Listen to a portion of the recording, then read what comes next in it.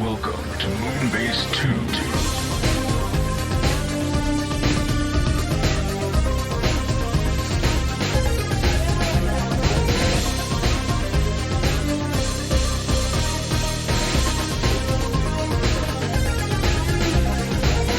Hello, everybody, and welcome to the Moonbase 2 podcast. My name's Andy, Corporate Commander TFW, and I'm joined this week by the man who won't burn down my house. It's Mikey G. Wolfie 3. Hello, Mikey. You were making a lot of assumptions. Sorry, I should have said the man who hasn't That would burned be down more my accurate. house. Yes, the man who hasn't burned down my house as of yet, Mikey. Hello, Mikey. How you doing? As of yet. As of yet. How you doing, Mikey? I'm alright, how are you? Not too bad, I suppose. Same as usual. I think I'll round that up and say not a huge amount of news as per usual, but there are little drips and drabs. I think I might have actually missed a Shockwave story because I think there were 3 third-party Shockwaves this week, but I only put up 2 stories. I might be wrong there, but it feels like, I don't know about you, it feels like the reign of third-party Shockwaves is coming into full fruition at the moment. Seems like there's a lot of them. Yeah, at least it's quick. At least it's quick. I suppose that's true. Speaking of said Shockwave, we may as well jump right into it, as they say on the internet. New Age Toys are doing the H35 Cyclops, which again is a Legend scale Shockwave, G1, of course. So it's a very small Shockwave. Hooray! Small. I'll read the woo-woo that they put on. This figure looks impressive and cartoon accurate in both modes. What a shock, it being G1 and all. I added that. And it will include die-cast, interchangeable hands, and a display for the Space Gun mode. Yay! Cool. I suppose we'll get on to it. The transformation won't be required to remove any parts, so he's not going to be a parts former. Which is interesting, because it doesn't say that... I guess his little grey gun part on the front will somehow collapse into his back, I guess? No, wait, it has to come off. Because those are his arms. That's what I think. And unless they break up and fold into his arms, but those arms look very solid to me. Yeah, that's why, as I read this, I was like, I don't know. Keep in mind these are still early renders. There may be several changes for the first prototype. This figure is an interesting alternative to a recent Legend Scale one, which we're going to talk about in a bit. No information on price or release date, but Mikey, this is another little Shockwave. What do you think? Because he looks to me like the masterpiece, but small. Yeah, basically. His feet seem a little different in some of these pictures. In what sense? I don't know. Just one picture makes one look like it's a little bit of a hook, but this is also Photoshop, so... and actually, when you zoom into it, not very well Photoshopped. Ooh, damn, son. I'm just saying. I like the stand. I think that's a neat inclusion. What do you think of this Transformers toy, Mikey? I like the stand. And there is absolutely no way there's no parts forming in this, by the way. I'm just looking now. It's not. It would possible. like imagine if it is. That would be very impressive. I mean, not possible, but very impressive. Maybe. You know what? Maybe, because if you look at the gun mode, there's some sort of strut or something running under. So I think what might actually happen is you take it off the arm, spread the arms, and you fold that back into the back. Yeah, I can see that. On that strut or arm, whatever you want to call it. Mm-hmm. But yeah, it is indeed a Shockwave. He has his little saluting hands. He does, yeah. That's the thing that they love to put in for that. You know what would have been more impressive? Interchangeable heads. Different scowling eyes. Yeah. The thing for me is, like, it's always hilarious to put that in for me, because the least famous version of Shockwave does that. Which one? The loyal Shockwave from the cartoon. Oh, right, yeah, I see what you're Shockwave saying. everyone thinks of when they think of Shockwave does not do that. No. I have an idea for an interchangeable head, Mikey. 2-eyed Shockwave. Like the meme. Because it looks really dumb and weird. And it'd be different. No one else would have a 2-eyed Shockwave. But does he come with the infamous tiny Shockwave gun? Oh, that's a good point. Well, it doesn't mention that. I think these are the only pictures we have of him. So I'd hope so. And of course, if you're wondering, he is going by the amazing name of Cyclops. You know, as I mentioned. Used that before. No, that can't be true. No one's ever used Cyclops for Shockwave. No one. Or will at a push. No, it's impossible. But keeping on the bandwagon of Shockwaves, G1 style and Legend scale, Magic Toys do the MSB32 Legend scale Shockwave. It doesn't seem to have a fancy name at the moment, but we do have a height, so if you're all about them centimeters, let me rub over you 10.8 centimeters. As an extra bonus, there is an image of the prototypes of extra hands and accessories, and they are translucent and fully colored ones, and we've got... there's one salute hand. There's two. Yeah, it's basically like normal hands that you can have if you don't want him to have a gun hand, and these can be translucent or not. The gun seems to always be... Oh, no, it's not always translucent, but there are some options there. Yeah. There is no stand, though, seemingly, and there seems to be no Shockwave gun. And he is a little bit chunkier. Although he does have a holding things hand, I notice. Yeah, I noticed that as well, yeah. Suspicious? A tad. What do you think of this one, which is much more of a boxy look rather than the... let's just say a smaller masterpiece scale, which I think is fair to say about the New Age one. Yeah, I mean, it's at a glance they're very similar, but I think it's the head that really throws the differences out there, because it kind of looks like someone's been squishing him from the front and the back. Yeah, this one looks like his head's a little bit fatter. I would agree. Yeah. Which one do you prefer visually? Because I think the sleeker look of the New Age one looks nicer. I think I would have to blink a lot to realize I was looking at different ones. True. And that is my answer to that. Okay, I want you to blink a lot and then tell me your answer. I can't. I've already closed one of the tabs. No! Oh no, have you got pink eye? Has it glued itself shut? Yeah. I can't look over there. I'd have to tilt my head left. No, not left. There's nothing forming in left. This one doesn't say anything about non-parts forming, but I don't think this one will parts form, because it doesn't show you the back of him. But if you look through his under his arms, whereas armpits you can see like a grey mass. So I assume that's his front block all folded up. Calm down, baby. So maybe they're gonna work on a similar idea of being on a little 2-pin system, like with the other one potentially. I guess I don't know. Shockwaves, little ones are coming, baby. If you don't have enough G1 Shockwaves, well, there's more. So, woo. Mikey, tell us about the Leviathan, and not the one in your pants.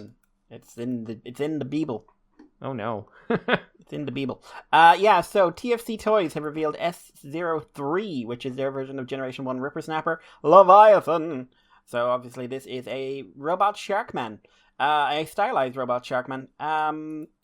The shark mode is kind of odd looking. I think it's the face. They've given him... There's sort of a goblin shark face, for want of a better term. How would you describe a goblin shark, Mikey? They've got these kind of pointed noses, but there's a sort of noted step to their jaw. It makes them look like they've got a pointy nose. Is a goblin shark an actual thing? I thought you were just taking the piss. Nope, goblin shark is a real thing. Oh, okay. I thought you were just being an asshole. Before someone tells me that's what a great white looks like, that is not what a great white looks like. No, that's not what a great white looks but yeah, it looks it basically looks like a lot of the third-party ones, which is kind of dialing up the shark and then basically saying, but what if you put legs and hands in it? If you took off the limbs, you would have a weird robot shark. But the robot mode is pretty typical TFC in terms of its styling. Looks kind of like a very detailed original take on him. The only thing I don't like about the robot mode is the shark head sticks up way too high. It needs to be lower. I mean, they do include an extra mode, which is a hybrid mode, where you can flip down the shark head and the back fin and sort of turn him into a land shark. Kind of silly, but also kind of cool as well. Yeah, no, I like it. I like it a lot, to be honest. Yeah. I prefer it to the robot mode. Yeah, I prefer it to both modes, to be honest. Because neither mode really hits my stride, but then you get this weird nut job and give him clawed feet and everything else, and it works a lot better for me. Do you think him and Troll, if they were in the same scale, which who fucking knows, which if they are, do you think they'd look good together in this kind of modes? Maybe. Well, they've got a blot somewhere. TFC. Have we seen it? I think so. Okay. I remember seeing what a third-party blot that was... I was thinking, like, that looks like it's inspired by Troll. Oh, I thought the last time we saw a blot, we went, wow, it's a shame that's not Troll. Oh, I always think it's a shame it's not Troll. I think Troll set an unrealistic standard, but... True. But yeah, this also comes with the robot mode hands for Abominus and a big gun. The hands look cool. They look quite well proportioned, actually. They've actually got, like, different finger lengths. And they can splay open as well, which is kind of fun to see. What dost thou think, Andy? Yes. There's I like the red detail on the shark teeth. I think that's quite nice. It makes them nice and prominent and stand out. There's something about the arms and legs which I'm not a big fan of. Like you said, it does really much look like a shark that just has these weird legs and arms just plopped onto it without any rhyme or reason. They look a little bit out of place for my liking. And I really miss the fact that the robot mode, the face for the robot is just blue apart from the eyes, which are red. A lot of the details kind of lost at that point. I'm pretty sure, at least for the Hasbro official version, they gave him a colored face, like it was yellow or something. I don't know. Not off the top of my head. And then his eyes were red, so it made the details pop a lot more. Here it's just flat blue all over. It's like, oh, I don't know. I think if it's not finished and they're going to slap on some extra face paint, then I'll be all down with that. But at the moment, the head just kind of loses a lot of its detail, all being pretty much one color. And like you say, they're going for the very TFC style robot mode, which, same as you, obviously, is not my cup of tea and crumpets, as it were. But the shark mode, the hybrid mode, I should say, is quite nice. It's all right. It's just not my aesthetic, I think, as we continue down this road of, it's not for me, you know. Yeah, I don't know. It's kind of getting there, but kind of not for me. I think. What do you think it would need to push it over? I think it would need to look a bit less like one of the Piranacon bots. Oh, right, yeah. Because their Piranacon has a very distinct look. Mm-hmm. And I look at this and I see the shark, Jawbreaker, whatever his name was. Right, yeah. And I would rather see something that's distinctly Ripper Snapper, because Ripper Snapper is vaguely shark-esque. He is not a literal shark. He looks sharky. Yeah, monstrous shark, kind of. Yeah, and I would kind of like to see something to do because I'm looking at the original G1 toy, and the most recent toy, Ripper Snapper, he doesn't really look like a shark at all. No, I think you should probably aim for a deep one. You know, deep ones, Mikey? Yeah, that's a really good one. That's a really good one to go with. Yeah, kind of aim for that kind of style. And then if you want to edge the deep one style, the monster design, into a little bit sharky more, a bit more sharky, then fair enough. But you like you say, you can't swing too hard shark. He ain't Skybite. Yeah. So it's not. I'm not saying it's bad or anything. It's just no. Kind of think they just took the aesthetic in the wrong direction. For me. Oh, that's fair. Yeah. I would agree. It's not my style either. Shall I move us on, Mikey? Yeah. Shockwave Labs, not actually making a Shockwave figure luckily this week, are showing us the SL-91, 92, 93, and 94. They are all LED blaster effects for the War of Cybertron figures, and therefore after, I would imagine. So why all the numbers? Because each number is a different color, Mikey. Woo!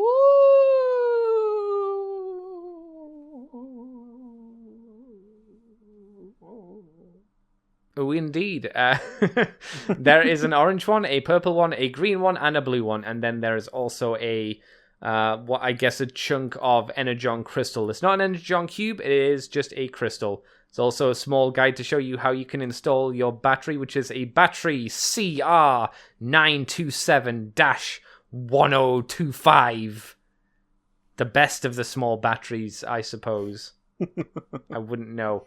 There's a magnet switch apparently on the Energon crystal with lights on, lights off mode, and it just kind of shows you how you can plug it in and attach it to different things.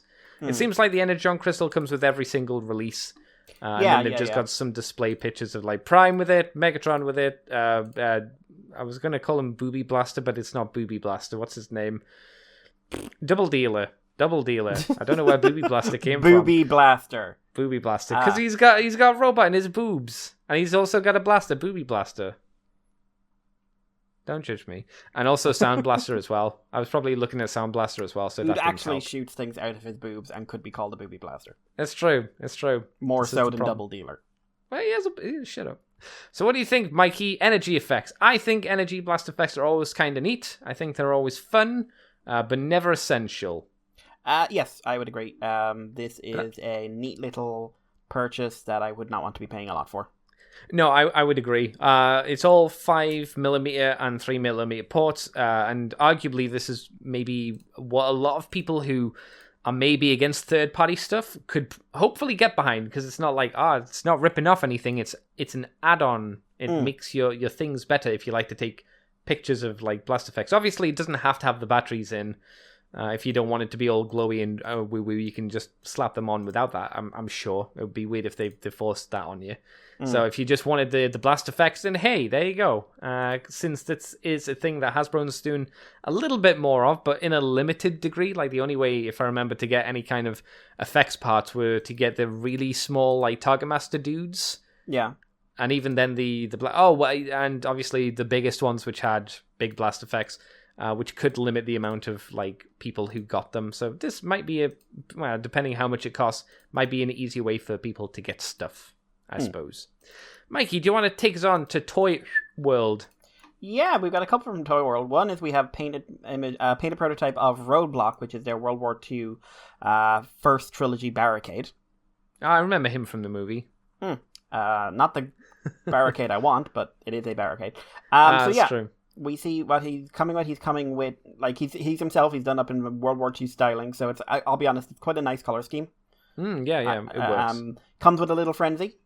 Frenzy comes with a teeny tiny table and a radio for him to communicate with, presumably the Axis powers.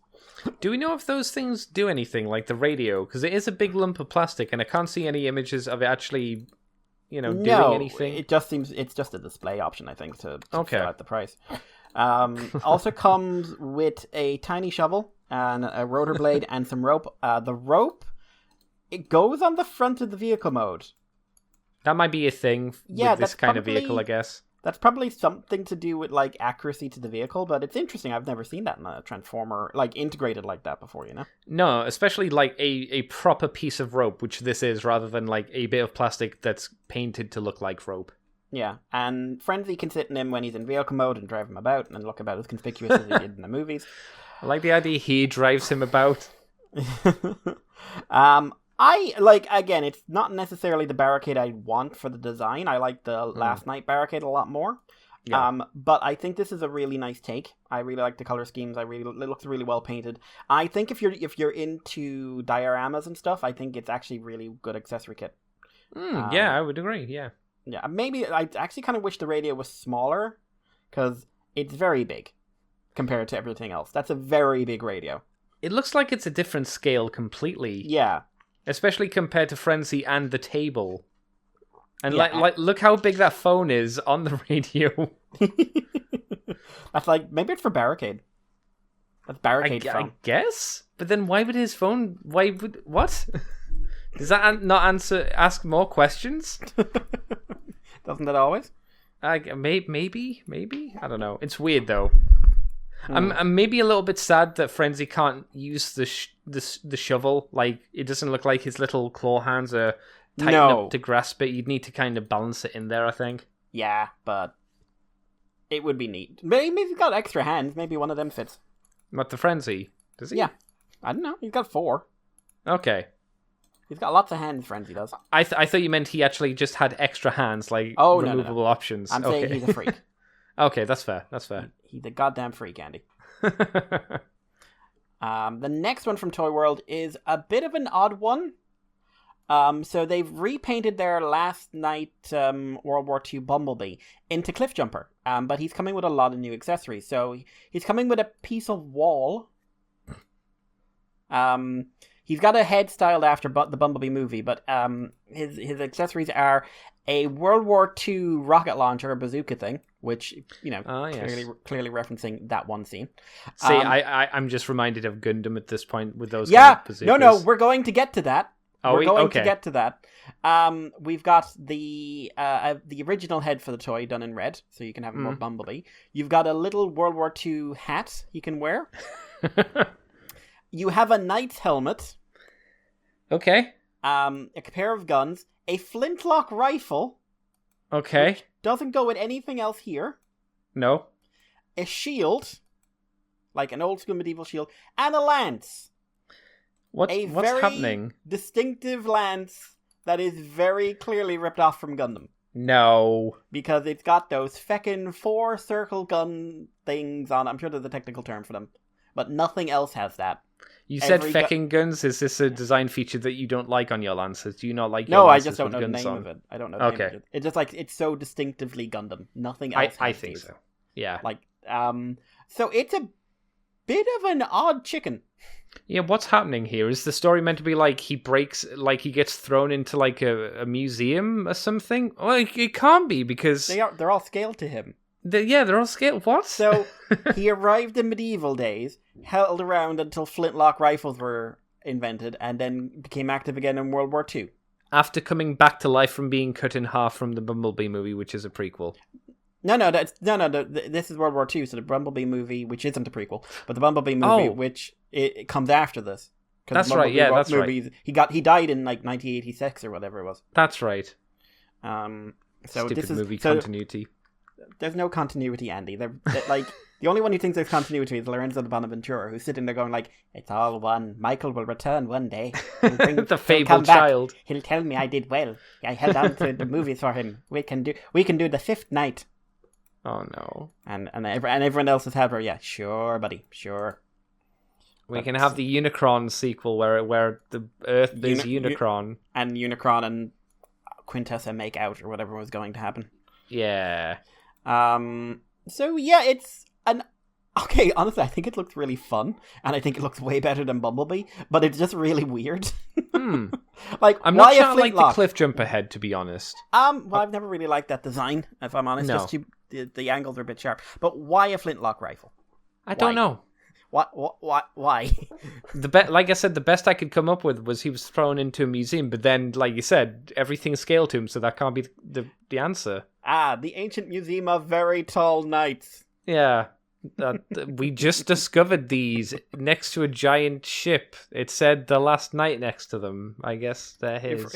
If found, please return to Cliffjumper. We don't know what this ancient language means. Exactly. I think him with the night helmet on looks actually pretty neat. I wish it was red. Yes, to match him. Yeah, that'd be nice. But I do like the paint job on all of these, like consistently good. But, top quality paint job. Yeah, yeah, everything looks worn down and dirty. Yeah, I was just completely thrown off when I saw that lance, and I'm just like, either you're ripping off or you're just knocking off a Gundam lance.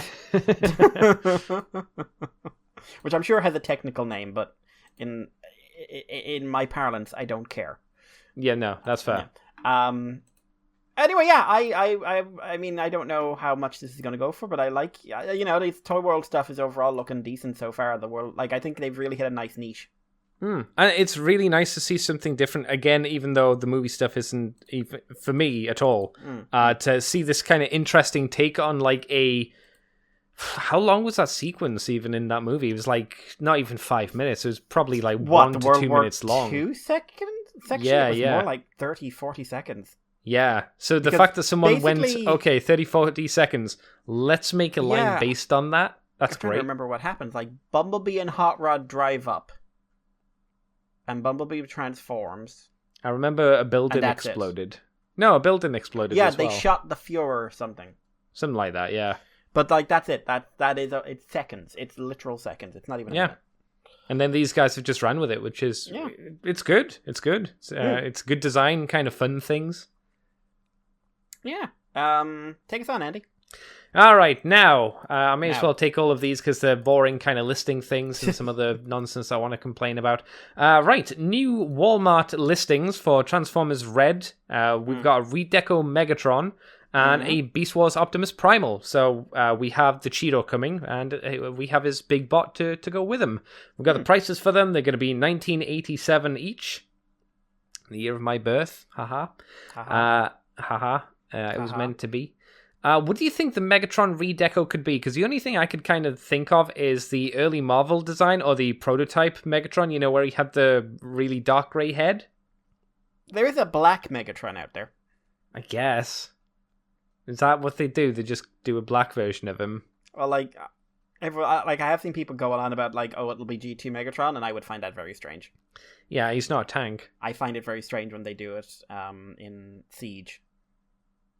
What do you mean? Or Earthrise, sorry. I find it, because, that's not what G2 Megatron looks like. That's not even, it's just like G1 Megatron with a green paint job. I don't, hang on. Earthrise is doing G2 Megatron, right? The proper G2 Megatron, you mean? Their actual G2 Megatron, yes. Yeah. Who is basically just Gun Megatron in green.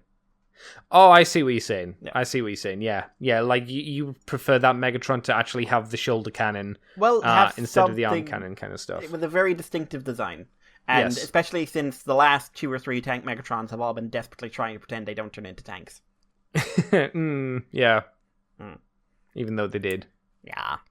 So you think they'll just be a straight redo into G2 Megatron? I think it's very possible, but ooh, you want a boring idea? Marvel Megatron, we've given him a black helmet. I'm not sure you could convince people to buy another one. Do you want another boring idea? Yeah. Action Master Megatron. Did he have any color differences? Yes. What were they? Barely any.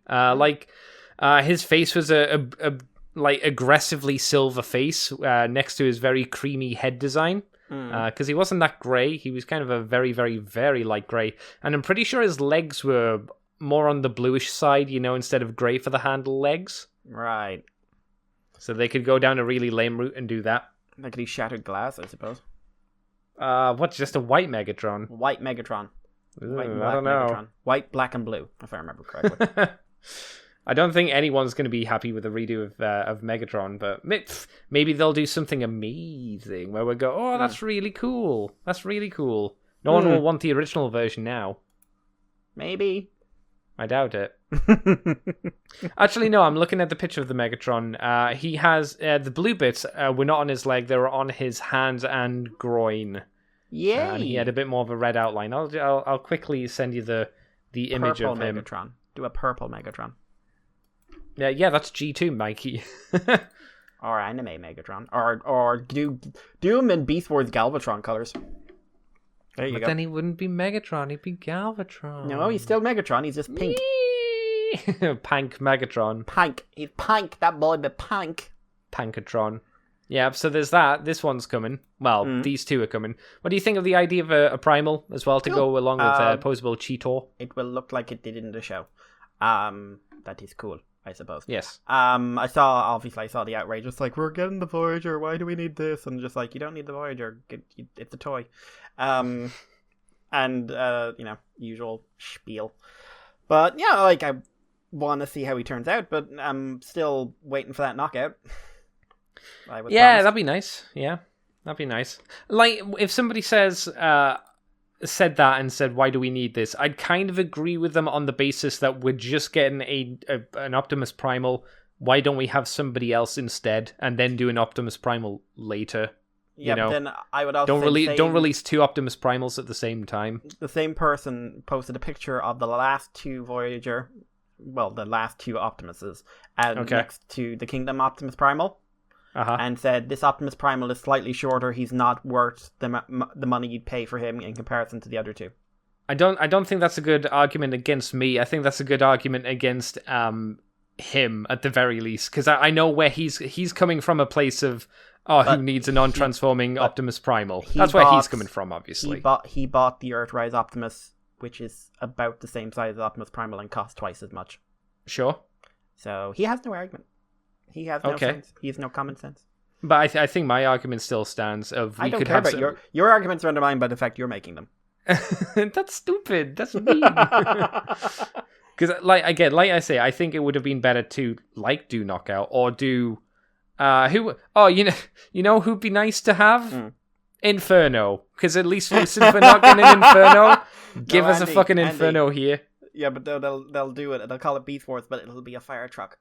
Oh, that would be so annoying. Is this an ant? People be like, why would we want an Inferno that doesn't transform? Because we're not getting another one. That's why. God fucking damn it. You know. Who else? Like, the Vok. We could have granted, that would probably just be a giant head. Yeah, no, I wouldn't really want stuff like the Quintessons and the Vok and stuff like that, just because they're boring, to be blunt. It's interesting, though. There's not been a version of them. Yes, Aren't we meant to be getting a Transmutate as well? Yeah, if I remember right. There was a listing in that came out in the week for Kingdom, which is supposed to be 4 waves. Okay. Now, and they're saying Generation Select will include the Transmutate. Which I'm assuming is going to be an RC repaint. Probably right, yeah. Or Black Arachnia retool, but it would have to be pretty heavy. I'd like to see that. Yeah. Just like your options are limited. Like, I can't even think of a male character from the line that you'd be able to use. For Black Arachnia? For Transmutate. Oh, for Transmutate? No. Well, I mean, that's why for the 10th or 15th anniversary sets, they made her a Build-A-Figure? Or a Build-A-Figure, I should say? Bad. It was a bad toy. I know it wasn't good. I know people wanted it because it was Transmutate, but let's call a spade here. Yeah, it was like their first attempt for Transformers at the least to do a Build-A-Figure, and it didn't turn out well. No, unfortunately. But there you go. Any other thoughts on Red, Mikey? The Red stuff? When are you going to buy one? When I have spare cash that's not booked up on other things at the moment, to be honest. Okay, I thought you would have said I'm going to wait until like there's one I actually want out. I do want to try Megatron. Megatron's one I would like to try, and I'm definitely getting RC, and if Knockout gets announced finally, I'm definitely getting him. But I'm just waiting. Yeah, it's the waiting game. You gotta wait. Waiting. Exactly. Now, in other kind of US news, we had some comparison images of the retro Walmart Headmasters figures. We start off with Chrome Dome, and we have a small list from a individual who's pointed out some of the differences that they noticed. So with the Chrome Dome, this is the differences between the Takara and the new one, the Walmart one. So overall, the reissue has more muted brown plastic and more vibrant tan plastic. The red plastic on the reissue also appears to be less saturated. The reissue's wheels are smoky, translucent plastic. Like the original version of the toy, actually. What? The original version of this figure had translucent wheels. I still don't think that's a good idea to have translucent wheels. No, but it's on the sprue. It was never a good idea, but it was on the sprue. The reissue has a nice white border around the Autobot insignia, or symbol as they say. Yay. The reissue has a light grey gun used on the head that almost appears silver. No, not pictured here. Yeah, I don't know what that... Like, I did read that right, didn't I? Let me have a look. A nice white border. Lighter grey plastic. Not grey gun. Lighter grey plastic. Oh, there we go. I didn't think I read that right. Yeah. Well, there you go. The head pops a bit more, basically. The upper legs are now tan, where both Legends and Takara Returns version have a brown upper leg. Cool. The reissue's upper arms lack the silver paint applications which were present on the Legends version and the Titans Return version. So those are kind of your main differences that this guy popped up or picked out with this. And then we get some comparison shots. Well, I think it was today actually that these one popped up between the original version, the new version, and the Takara version of Brainstorm, Chrome Dome again, Hardhead, and Mindwipe, which are all the wave ones. We see the comparisons of the robot modes, of the vehicle modes, of the Titan Masters, and of the boxes. Sorry, not the boxes, but we actually just see the fancy boxes, which I would probably sadly say is the best thing about them. Oh my god, yes. The box art is so nice. Yeah, I mean, lying, but so nice. Yeah. Because the box art is for a different toy. Yes. I mean, technically you're not wrong. I am quite literally not wrong. No, that's the original G1 box art. It is. To be fair, though, the photos of the toy for the inside is of the toy that's on the inside. That is good. But I would have liked new art. Done in that style, but I would have liked new art. But I still think it's a well-designed box. Yeah, no, I can see where you're coming from there. What do you think of then of these differences between all of them? I still think I prefer generally the Takara version, to be honest. So just for most of them. So it goes like in these On the left is the original version from Hasbro. the middle one is the new one. Yes, and the right one is the Takara version. Okay, so Brainstorm. I preferred the More Than Meets the Eye head. Okay. Or the faceplate head. I think Takara has by far the best colors. Mm-hmm. By far and afar. The retro one doesn't really look any better, bar the fact that he's got darker wings. He's got a really, really pale yellow face. Yeah, like when they badly apply yellow to a toy. Yeah, that kind of yellow. So the car one's winning there. Yeah. And is also better painted in the Titan Master. Chrome Dome, I would go with. Okay, so I do like the More Than Meets the Eye head, but I think the Japanese one is the best one here. I think it's got the best color layout. Mm-hmm. Then I would go the new one. Then I would go the original, just for the colors. Right. Hardhead. Bets.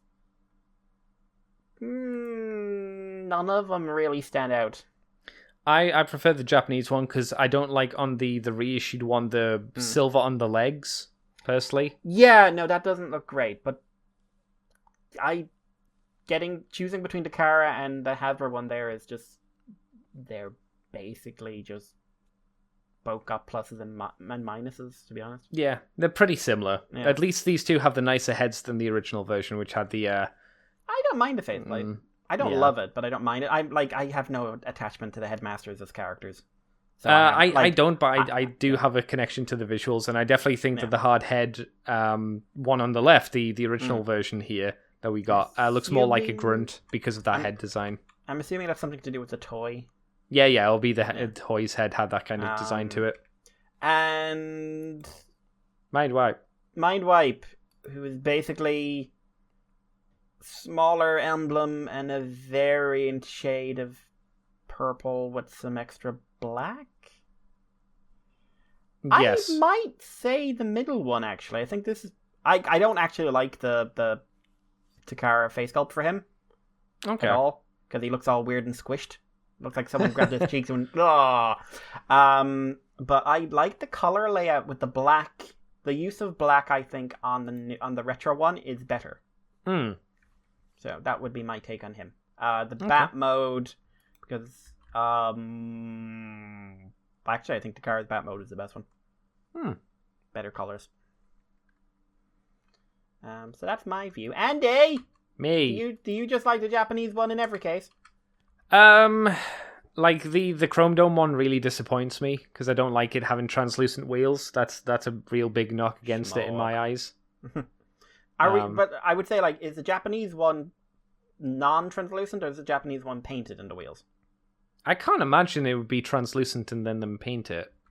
I'm just looking at it. Don't get me wrong, it could happen, but it would be weird. Smoky in places, and I don't know. I think that. Are you sure that's not just a case of the lighting? I'm gonna. Well, like, here's the thing: if it's the lighting, I should not be able to think I'm seeing through a wheel. I'm gonna zoom in with the power of the internet. Are you holding down Alt and rolling the mouse wheel forward? I think that's painted translucent because the left wheel, the outer surface of that, I think I can see light through it. I think I can see plastic through it. Well, if you have the Takara version, let us know. Do you know what it is? It's not painted. It's smokier. Okay. They've got that smoky effect going through it more. I would say if you have the Takara version of Chrome Dome, let us know. Tell us. I'm right. Tell us if Mikey's wrong. I'm also not a big fan of the super mustard color on the newer version. I prefer the original head personally rather than the comic head, shall we say? Yeah.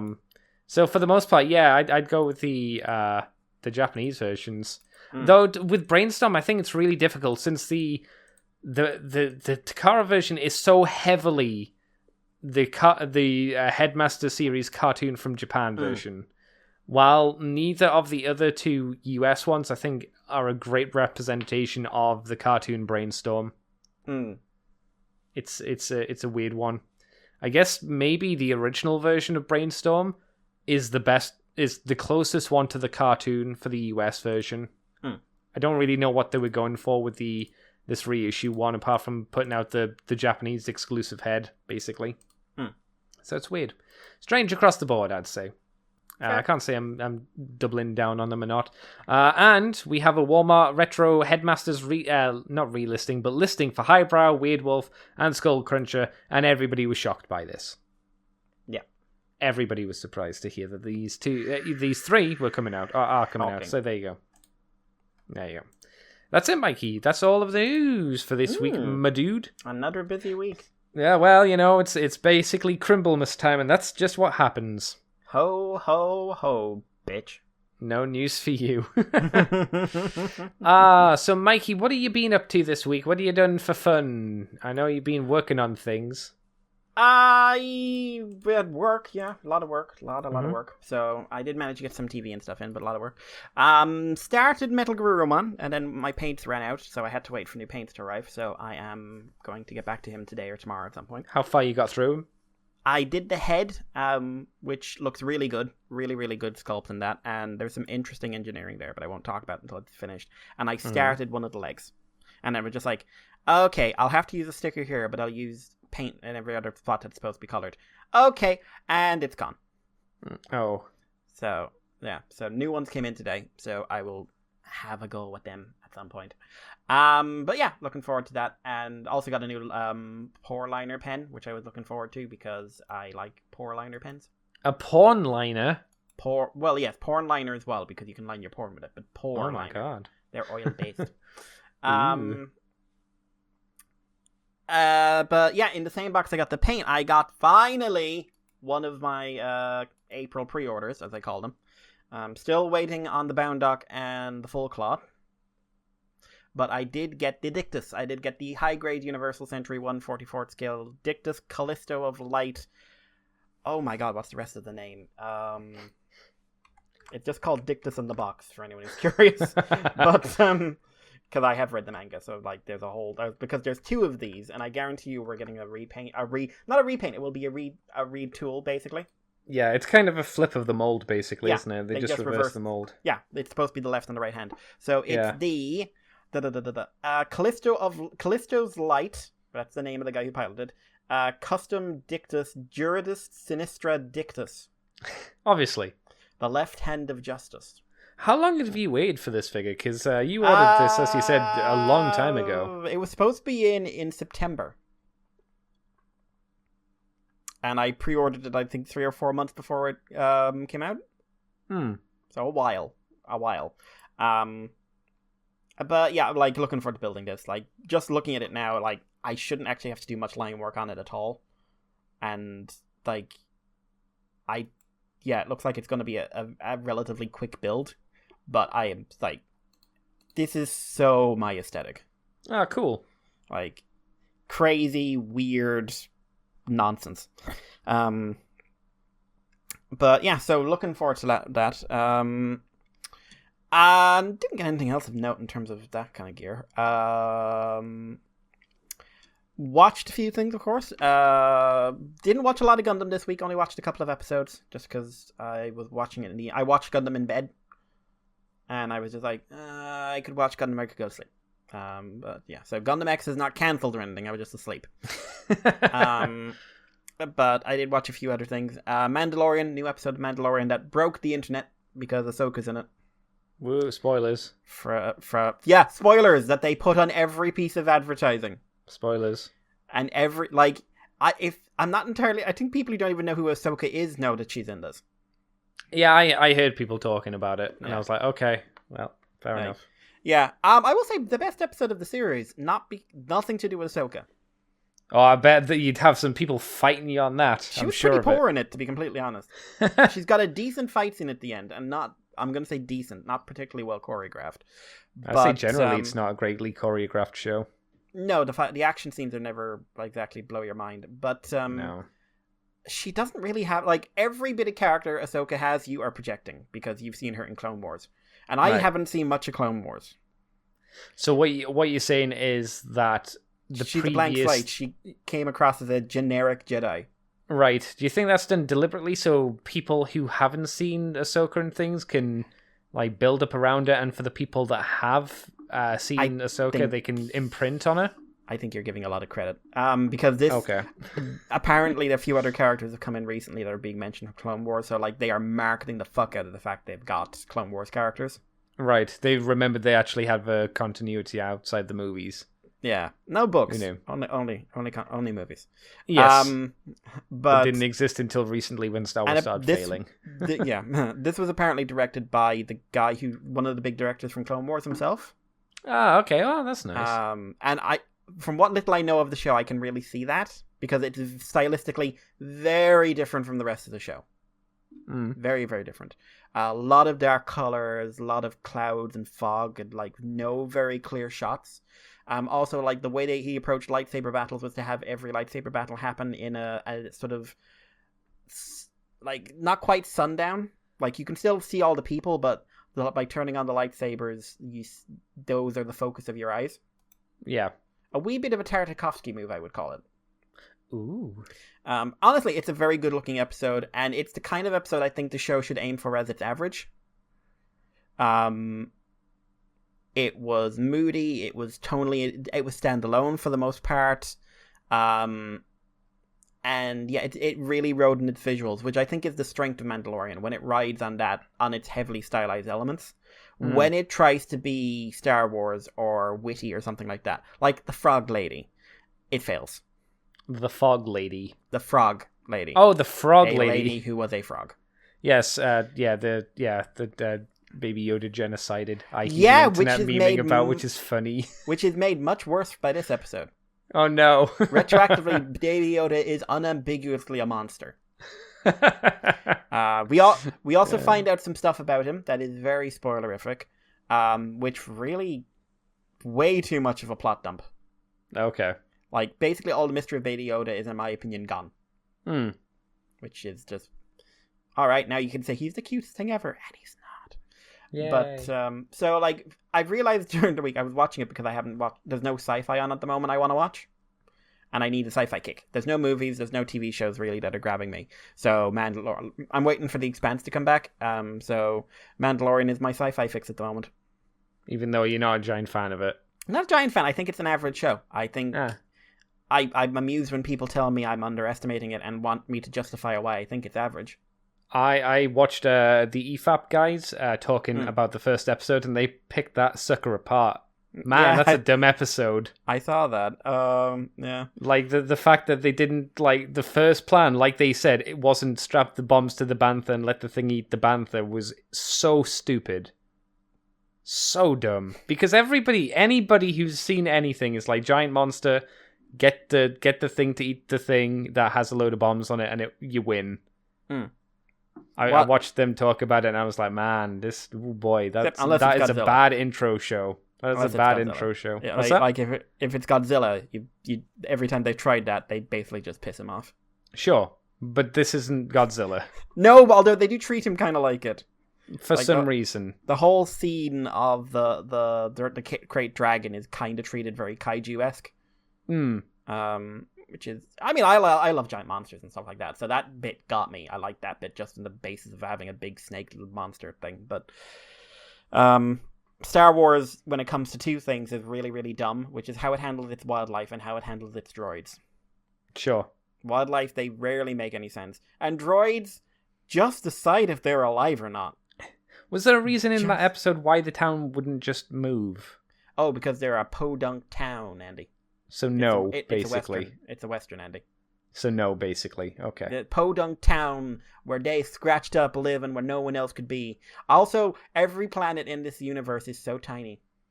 They made another point of, we're going back to Tatooine again. Yeah. Again. There's no other planets, and every planet you're on is about the same size as a small county. And if you go to a different planet that's a desert planet, it's basically Tatooine again. I laugh when in that episode where she rotates the planet and says, like, this is where the village is. It's on the other side of Tatooine. Yeah. He gets on a little bike and goes there, presumably in a couple of hours. Yeah, because the guys were like, why wouldn't you just have your ship fixed and fly there? It's just like, it's such a humongous difference. You'll have to take the ship to survive. And he's probably, like, pottering along at 20 miles an hour. Yeah. Safety first. I guess, yeah. Oh, we're already here.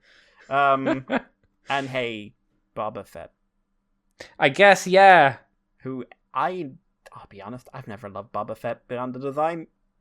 That's what everybody loves about Boba Fett. They love his design. He's got a cool design, and that's it. And then people go, "No, Boba Fett's really cool." It's like, but here's the problem. They retroactively made Boba Fett really cool because in the movies, he's kind of shit. At least in Return, absolutely. But now he's going to come in and be a bald man, and really be boring.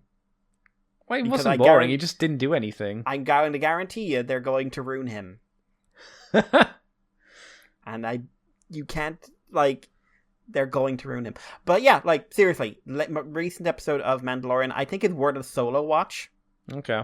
Because it just for the stylization of the director, I think it's the best director they've had. I think I'm just gonna keep consuming it through the EFAP because they make me laugh while I watch it as well. So that's my preferred way. Since I'm kind of doing with Star Wars. Baby Yoda is hinted to be a literal monster. That's okay. Well, that's good at least. He's terrible. He's a terrible person. What else? Oh, this was one. I caught up on Ruby. So I was 3 episodes behind, so I caught up on that. So we're up to episode 4, volume 8. Really strong start to a season. Okay. Season 7 started kind of weak and ended really high. This is riding that high from season 7, from that ending, and it's a lot of drama, a lot of shit going down. So much torture. So much an unreasonable amount of torture. Is it torture or was it BDSM? Oh, no. It was, to be fair, they were exes. Oh, well, there you go. Yeah, but she had someone else do the beating, so. But yeah, it's really doing a lot of character work and a lot of character drama. But yeah, not a lot of action in it so far, but it's been good for what it is. And the monsters of Ruby, they've introduced a new concept for one, and it's very interesting. They've never approached it this way before. So I like Ruby. I enjoy it as a show. I will continue watching it.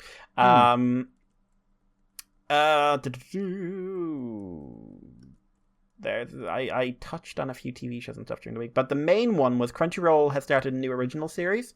It's an American show, Onyx Equinox. I've heard of that. I've seen the adverts, at least on Facebook. Yeah, the really, really, really, really, really Avatar-looking one. Yeah. Which, to be fair, pretty much every action and animation coming out of America is trying to be Avatar. Except Primal. Is that a good thing? I mean, it's predictable.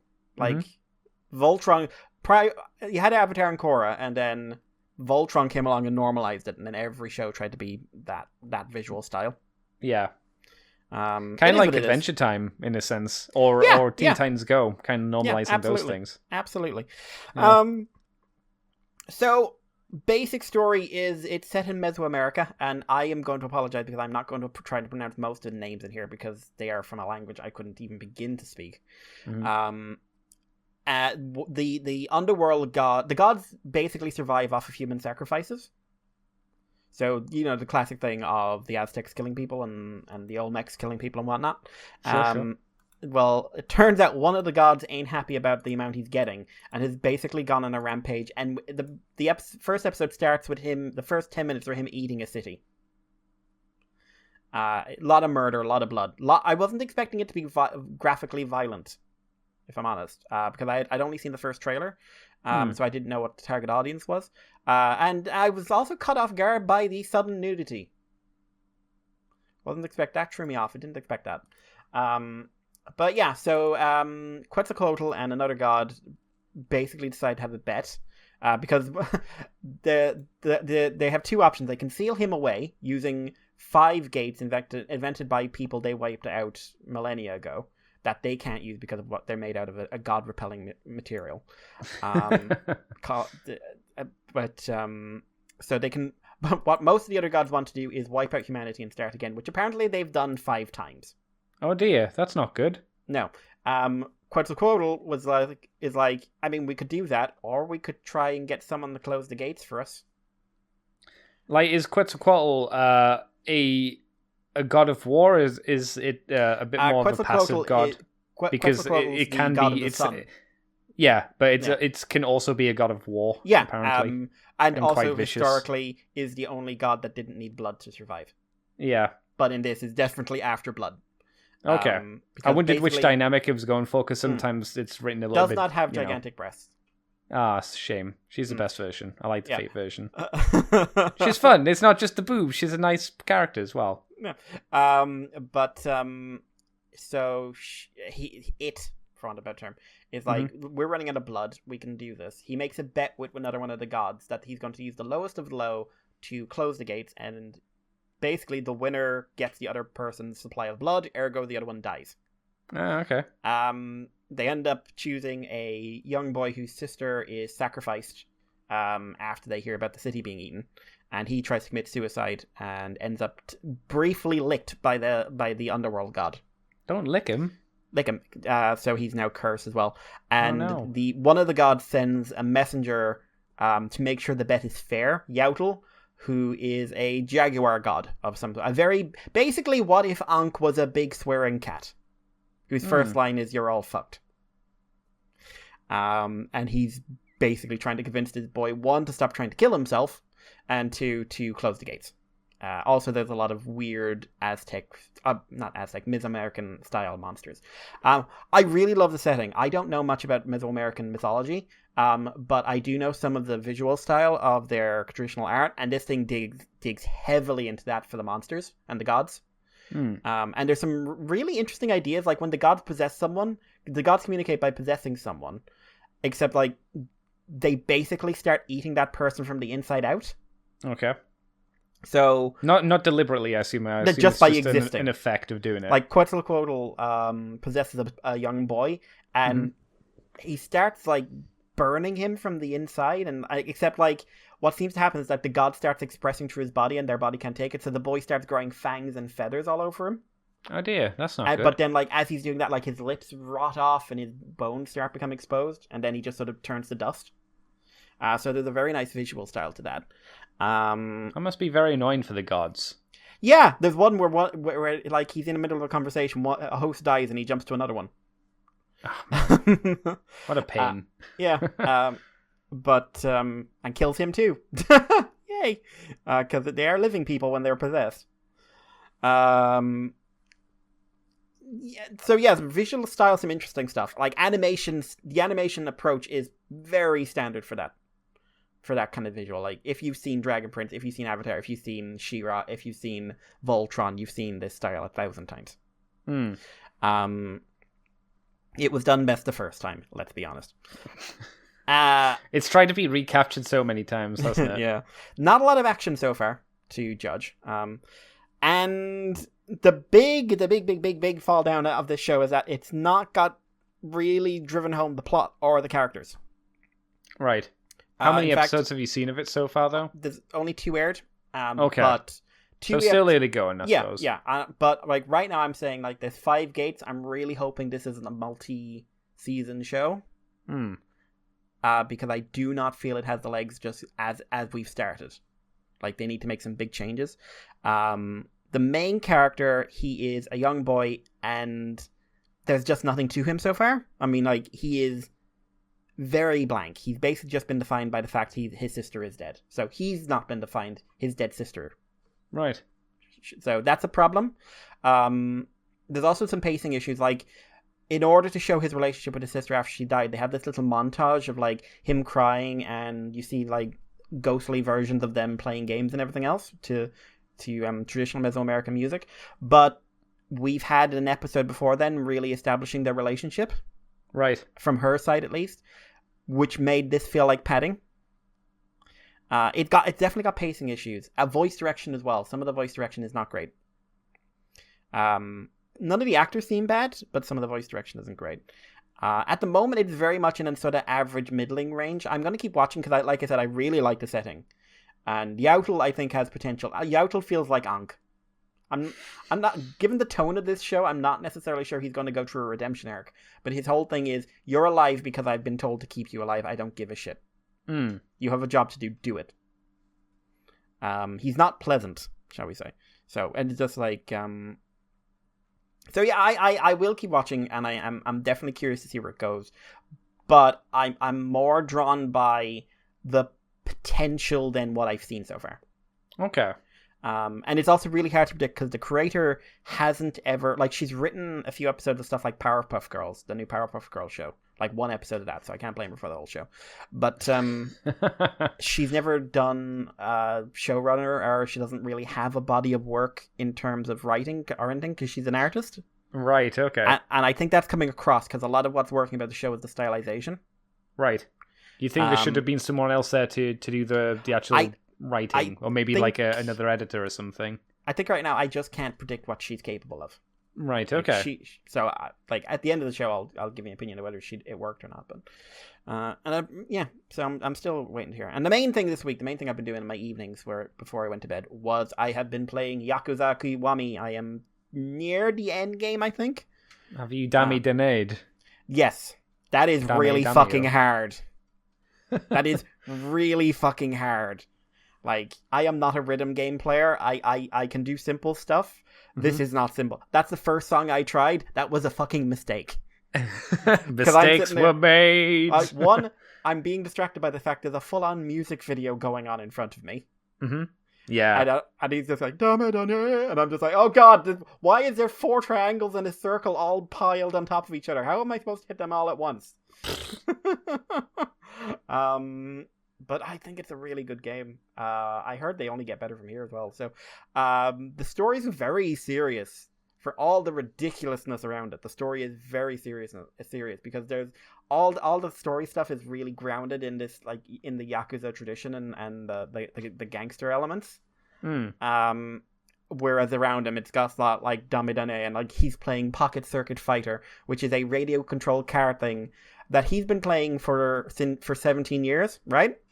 Yes. 17 years ago, he was 20.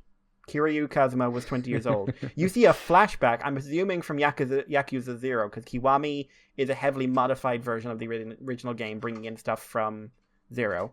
Yeah. But you see a flashback of these 4 or 5-year-old children, like, getting really excited, and there he is in his 20s, like, roaring, "Yes! Beat the children! Destroy them!" And he is, like, so dramatic. And, like, he's such a serious character, and he's so dramatic at times.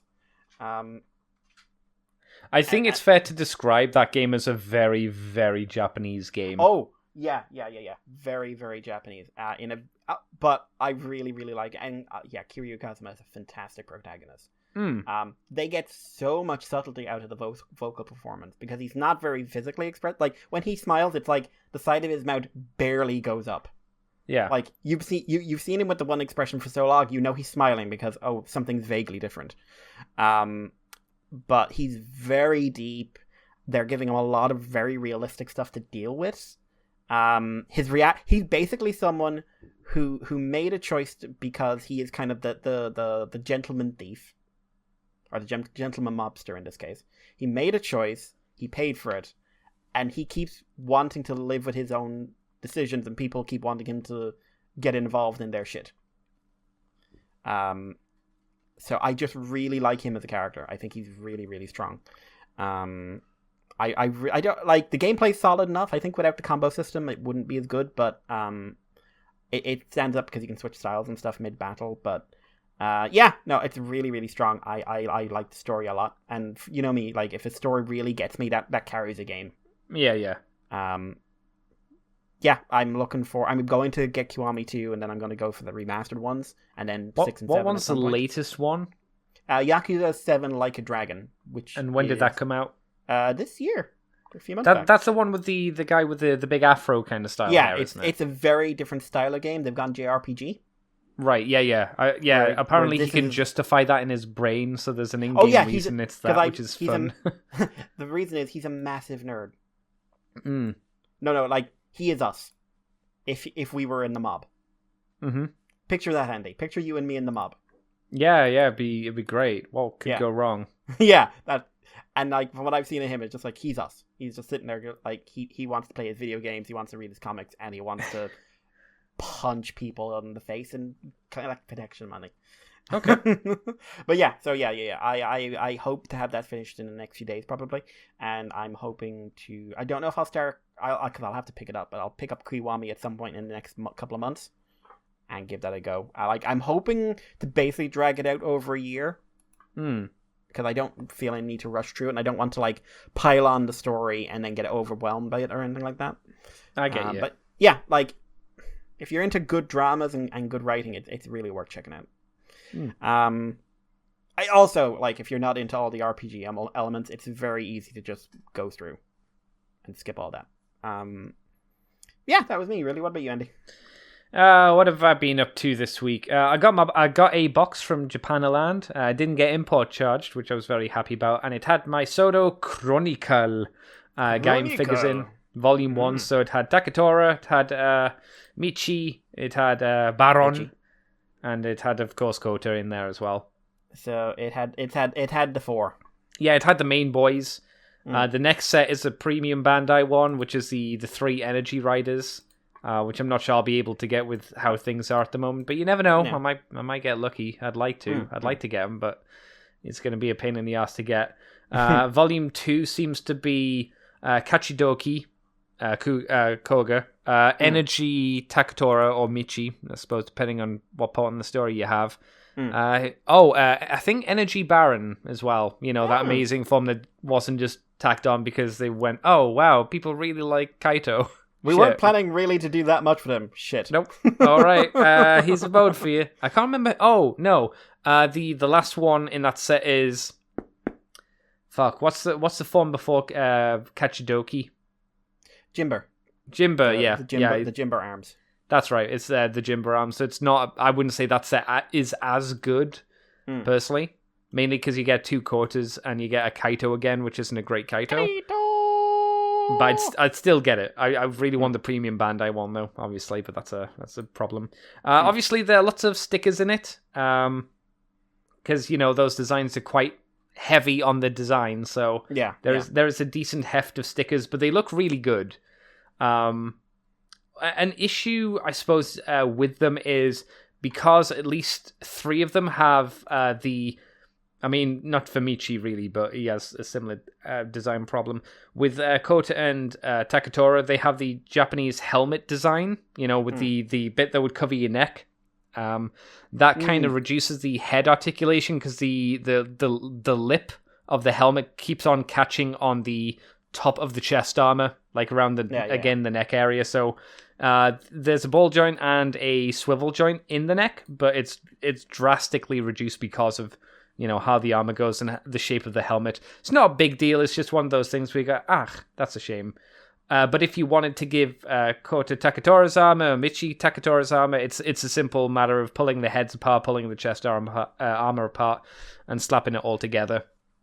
I would like maybe a bit more waist articulation. They've gone for a minor waist articulation, but it's limited mainly because of the belt shape. Because they've got in a joint so they can do an ab crunch and stuff like that. So, you know, they've kind of tried to balance it. I have a spare Kota, which you said you wanted, so we'll get that sorted for you. But no, hey, Sodo, they do good work. They do very good work. I like their stuff. So I did that. I've built that. There was a Gundam. I can't remember what it's called, but I haven't built that as of yet. I did a very small amount. What series it's from? Yeah, it's Iron Blooded Orphan again. Oh God! What's that one you were looking for from Iron Blood? The one with it the V? Begin with a V? No. Is it white? Is it the purple one or the white one? No, it's dark blue with a giant sword.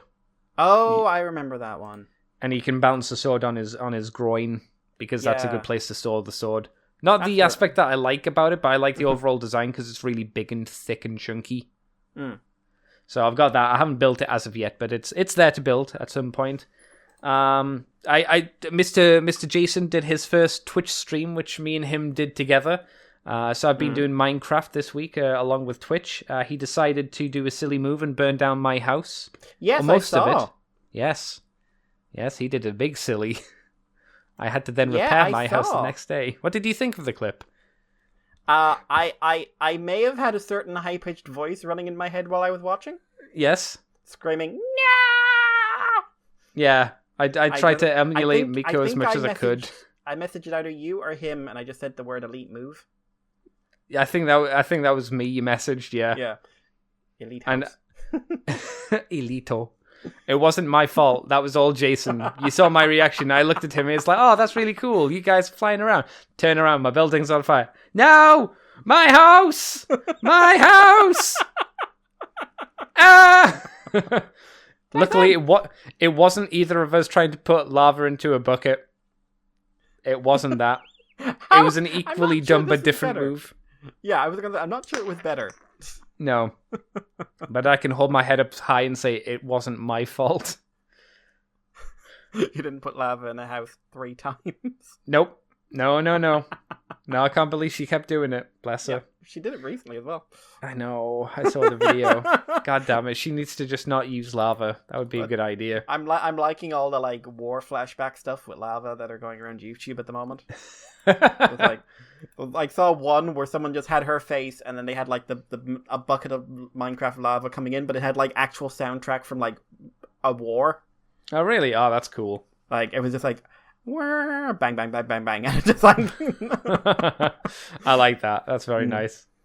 Has there been anything else apart from just the usual nonsense? The painting again. I've done a very very small amount of painting. Haven't done too much. And I'm getting up the effort because I'm seeing a mate soon, and we're going to put up the Christmas decorations. Because, like I said to you before the stream, if he wasn't coming around to help, I wouldn't be doing it. Because it's too much effort for no benefit. A joyful contributor to the season. Yep, it's not a holiday for me. It's a holiday for the other people in the house. So, there you go. Was there anything else of value that I did? Oh! The thing that should please you today. Yeah, because I did it today. I watched 2 episodes of Primal. Which, presumably the first 2. I was going to say which 2. Correct. Yes. Say the first 2. It was the first 2. That was a good guess. The happy ones. Yeah, I guess. I mean, it's happy if you like for the T-Rex that eats the babies until it dies. Sure, you don't like children. I don't. If I was going to throw out one criticism, it's I don't like the post-production slow-mo because it's very noticeable and it gets a bit chunky. That's only in the first episode. It's in, I think it's in episode 2 a bit as well. The closest in episode 2 is when they do the sort of shadow shots. But slow-mo is something I remember a lot of people were complaining about when it first aired. And yeah, because it doesn't look good. It looks really bad. bad. It's not a thing in later episodes. That's like, good because not like that. Like there is slow-mo used, but it's more like actually, hey. Yeah, they've drawn the frames to make it slow-mo rather than we've drawn 25 frames or maybe 22 frames and then we've slowed it down post-production, which makes it look really wonky. So I'm glad it wasn't just me that said that because I thought that was a bit on the bad side. But yeah, it's very well done. The color design is really good, especially in that episode 1 with all the like the pinks and purples for the rising and the setting of the sun. That's really good. There's a lot of it's all visual storytelling, which could put some people off. And I would just say it's maybe one of the shows that probably should get a lot more attention that's on TV at the moment. But Andy, the Mandalorian. Yeah, it's live action, so who gives a shit? I mean, Mandalorian's live action, and this isn't, so who should give a shit about Primal? Because that's how it usually goes. Episode 2, I was kind of surprised that the beef was, hey, this fucking dinosaur keeps eating my food, what an asshole. Oh, she is much bigger than him. It's true. It's true. I'm surprised he managed to tolerate it for as long as he did. I like how that started funny and then stopped being funny. It stopped being funny very quickly for him. Yeah, because I like how it first played for laughs and then it was just like, actually, no. No. I'm deeply traumatized and I'm starving. I like the fact where he's like pointing the spear down and going... She looks so betrayed. And confused as well, like, whoa, what's this dude's deal? Why is he fucking freaking out? I'm just eating. Why is he being a little bitch here? It's like, I haven't eaten for days, you fucking bitch. Let me eat the fucking deer, Jesus.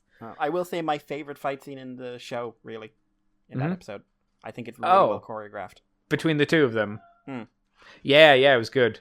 Does her size kind of change sometimes? Because I think it's a little bit hard sometimes to... Yeah, I thought it was sometimes a bit hard to gauge how big she is, like, versus some creatures. Yeah. Then sometimes versus him. Yeah, sometimes she is slightly taller than him. Sometimes she's bigger than a real T-Rex.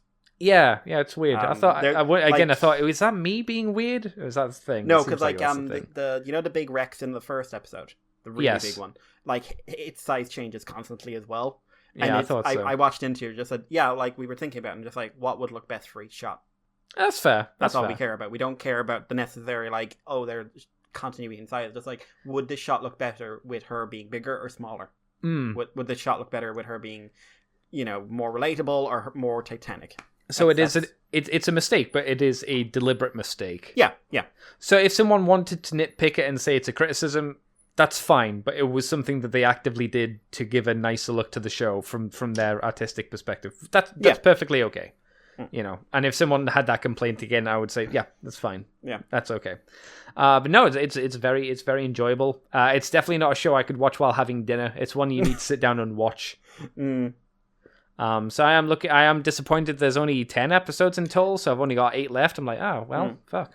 I can't imagine watching the first half of the series and be like, well, I gotta wait months now. I spent a year checking for news. Yeah, that's dumb. I didn't know it was going to be 5 episodes and another 5.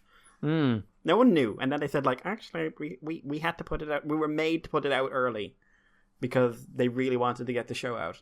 That might be why then the first episode has the wonky slow-mo stuff then, I wonder. It might not be the reason, but... I think, from what I've read, the first episode is the literal pilot. I mean, that would make sense as well. So it's not like... because sometimes they'll do a pilot and then they'll do a production version of the pilot. Yeah.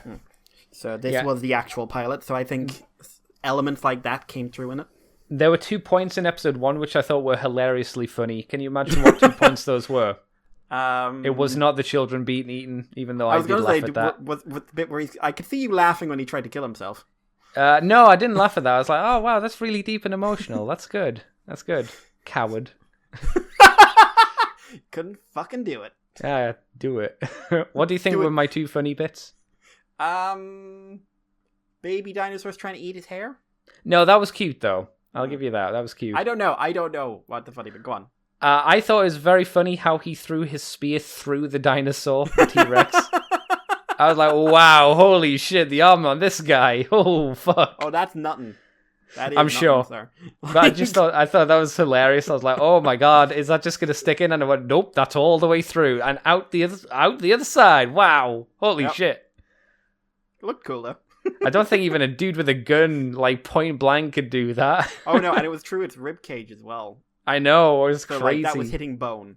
Yeah, it's nuts. Again, it looks very cool and I get it for the action, but I just thought it was funny because I was like, what? And I thought, I also laughed at the very end shot where like T-Rex is like lying on the beach and he looks down and he smiles. Next shot, waves crash, he's on the back of the dinosaur. They're like, yeah! Next episode. I was like, that's so stupid. Next episode. No, we're not doing that again.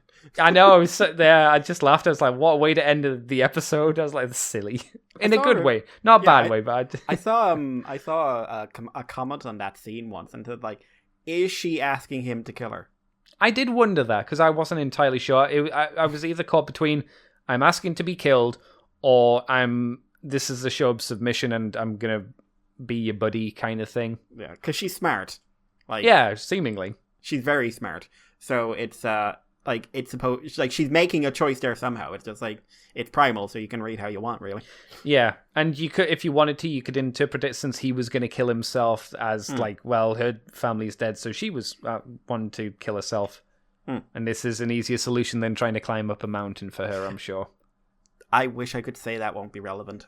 What, climbing up a mountain? Okay, interesting. You'll see. Where do the zombies come in? Episode 6. Oh wow, quite late. Okay, fair enough. So fair enough. It go zombie. The weirder shit comes in the second half. And that of course be episode 6 onwards. Okay, cool. So it's I was going to say quotation standard. I'm sorry, episode 6 is a different one altogether. Episode 7 is zombies. Oh, so there's only like max 3 episodes of zombies. Oh, fair enough. No, there's 1 episode of zombies. There's other weird shit. Oh, okay. Oh, cool. Yeah, I look forward to watching more of it. It's a good show, but it's a Gendy show, so it would be surprising if it wasn't well made at the very least. Because I'm not a big fan of Dexter's Lab. I'm not a massive fan of Powerpuff Girls, but I accept that they're very well done shows. If we ever interviewed him or I ever got to talk on him, I'd be like, yo, He likes Symbionic Transformers. Titan. Symbionic Titan, my dude. Yeah, so Please, buddy, I know it's not up to you, but if you could, you got Jack through to finish off Samurai Jack. If you could just get something through to finish off Symbionic Titan, that'd be I ace. hear you were very bitter this ended the way it did. I was very bitter the way it ended as well, and I didn't even make the show. Yeah, but it was a tax write-off or something like that. Yeah, it was something lame. Though I imagine, if that show went on TV now, it would be railed for being sexist. To be fair, even though it's not. No, it's sexy. There's the difference.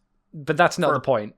No, it's not sexist because it actually the interesting thing about the sexist episode, despite the fact there's several scenes beforehand where people are saying, "Sign my boobs, you gorgeous man, you." But the whole point of that is that she is using that as a wall to hide her own actual intelligence because she has no self-confidence and is basically using whatever weapon she's got to get her way. Yeah, it's really interesting. It's a great character. And I need to rewatch that fucking show at some point. Yeah, it's great. That's a show which takes the 1990s, early 2000s surfer girl alpha bitch and makes her a very relatable character. Yeah. Who's made a lot of poor choices, and all she needed was to make the one right choice. And she did. Yeah. And she becomes a very likable... I love when she first meets the other two, where after they start dating, and she's like, "Hi, guys!" And they're like, "What the fuck is going on?" She was such a bitch. Why is she being nice now? What happened? But I'm going to throw this out here, Mikey. Bold statement, or not, between us at least. I don't think it's bold statement. Symbionic Titan greater than Voltron by a pretty large boundary. As Voltron goes up and then crashes and burns very quickly. Is rising. Voltron is that classic thing of just you put all your points into acceleration, and nothing into long term. No. Yeah. Whereas Symbionic Titan was just I'm actually at a very steady pace. And you could easily say, "Oh, I could have turned bad," and I would go, "There is a potential. Easily, yes. Symbionic Titan could have gone bad, but it didn't." Gendy Tartakovsky again makes very good shows. Yes, he basically made a terrible Dracula movie watchable because he is a very good art director. Oh, the Hotel Transylvania. Yeah. The visuals on those movies are fantastic. I just hate everything else about it. Yeah, the writing's bad, everything else, and he said himself, I did it because I was hired and I needed the money. Which makes sense. Because my favorite the show I was doing that I really enjoyed got cancelled. Yeah, and he didn't have the pull he used to have at the time. And that would make sense. Jack has brought that back in fucking spades. He's got another adult animation on the works. He's got Do we know what it is, or is it just being rumored at the moment? Oh God, what are their names? So we do have the names. I'm actually surprised. I thought it'd be I'm just doing a project, and that would be it. No. I know because I've seen a poster for one of them. Ooh, okay. Okay, so film Popeye's confirmed again. That's I'm assuming that's based on the success of Samurai Jack, right? Yeah. That's great. An adult film called Fixed and another movie called Black Knight. Black Knight, he's director and writer. Oh, okay. That's more interesting. Televisual, yes. Primal, and the other thing is Unicorn Warriors Eternal. And from what I can tell, that's a mythology-based all-ages show. Okay, I imagine it visually looks like his show, right? So everything's very hard shapes, right? Yeah, not quite as hard a shape I would say he normally goes for. Oh, okay. I'll show you the poster. It's a bit softer and rounder, but still very identifiably Gendy. But it doesn't look like Korra or the new in quotations young adult shows. I could say it's maybe influenced by the newer art style for young adults, but I would say no. I'll just show you the picture now. Yeah, but he's full on creator for this. So okay, that's interesting. At least that's always a good sign. Yeah, definitely. Oh, good for him. I'm glad he's kind of had a second wind given to him. But granted, the wind should have always been with him. It shouldn't have been whisked away for no reason. He's Gendy Tartakovsky. He made one of the best animated series of all time. I see what you mean. Yeah, it is still hard shapes on them, but they're a lot curved. They're all like soft shapes like circles and stuff. Yeah, which I rather find than as interesting rectangles. because I read an interview with him once. He said he couldn't draw until he started doing hard shapes. That makes sense. He couldn't draw like everyone else's drawing, so that's why he came up with his very distinct art style. Yeah, I think I like his art style because like Samurai Jack's head is a rectangle with a triangle next to it. Yeah, it's really good. It's an interesting design. But yeah, so like he's got Primal and Unicorn for TV, and then he's got 3 movies. When you say Primal, is this a season 2 for Primal, or is this just okay? Season 2 was confirmed about a month ago. Okay, that's good. That's good. Considering it ends on a cliffhanger, I fucking hope so. Well, so does Symbiotic Titan, Mikey. So go to hell. You go to hell and you die. And so did Samurai Jack, to be fair. And then we were lucky to get something. Yeah, which I seen this like counterculture thing of just like Samurai Jack season 5 sucked. I saw one thing which was Samurai Jack is a portrayal of everything Samurai Jack was. How? I don't know. I've said before, I think the ending was a bit too clean. I would agree. That's fair. I've said before, I would have liked if either Jack didn't go back in time or Jack had died. But I'm perfectly fine. I like Ashi, and I liked the humor, and I liked the visuals, and I liked the more mature violence, and I like that more mature violence didn't mean stupider. Yeah. Which I'm so tired of adult animation being fucking stupid. There's a lot of that. Yeah. Or it feels like that. I know it's supposed to be one of the smarter ones, but I haven't been able to watch Rick and Morty for years. Because I got through season 1. I like season 1, and I rewatched it about a year later, and I was just like, why did I like this the first time? And season 2 was a real fucking struggle for me. And then I haven't gone back since. I don't think you'll enjoy any more of it, because it's just more of the same, I think. Because I know Tricky used to be a big fan of it, but I mean... But he still is, as far as I know. Are you still into it, or...? No, I watch it, but it's like, well, I'd see what the fuss is about, and I just go, it'll make me chuckle, but I won't ever I don't care enough about it as much as the Rick and Morty fans care about it, if you know what I mean. Yeah. I'll watch it once and I'll be like, that's enough. It was fine, or but I'm never like, fuck. I'm just like, yeah, it's okay. Yeah. Do you want to know something funny about Primal? Okay. Which I only realized recently. Make me laugh. One of Gendy's long-term partners is David Krentz. I thought you were going to say a dinosaur. It's related. Okay. David Krentz, right? David Krentz is a long-time consultant on anything using dinosaurs in animation. Whether really? It's documentaries or cartoons and stuff. There's several documentaries in the last 10 years. He was the primary consultant for the visuals. Right. So he's very knowledgeable on realistic dinosaurs, realistic species, up on a lot of the science. Huh. And then I find that hilarious, having seen Primal. Which is like, hey, what if Conan but dinosaurs? Yeah. Hey, it's a good concept. Yeah, but because I see some paleos complain about they clearly didn't do the research, and I'm just sitting there like, oh, they did the research, they just didn't care. Yeah, which is fine. It's also not real. It's a cartoon. Yeah. He's riding a T-Rex. Once that's a thing, and also the T-Rex could probably do advanced calculus. Yeah, it's a very, very smirt dog. Yeah, so maybe realism is not necessarily what this is about. Perhaps. I mean, the dinosaur did rip the entire front face off of another equally tall T-Rex. Oh, I love that moment. It's very cool. I also love the blood shots in that episode where it's dripping down the mouths after they eat the babies. Yeah. Makes sense.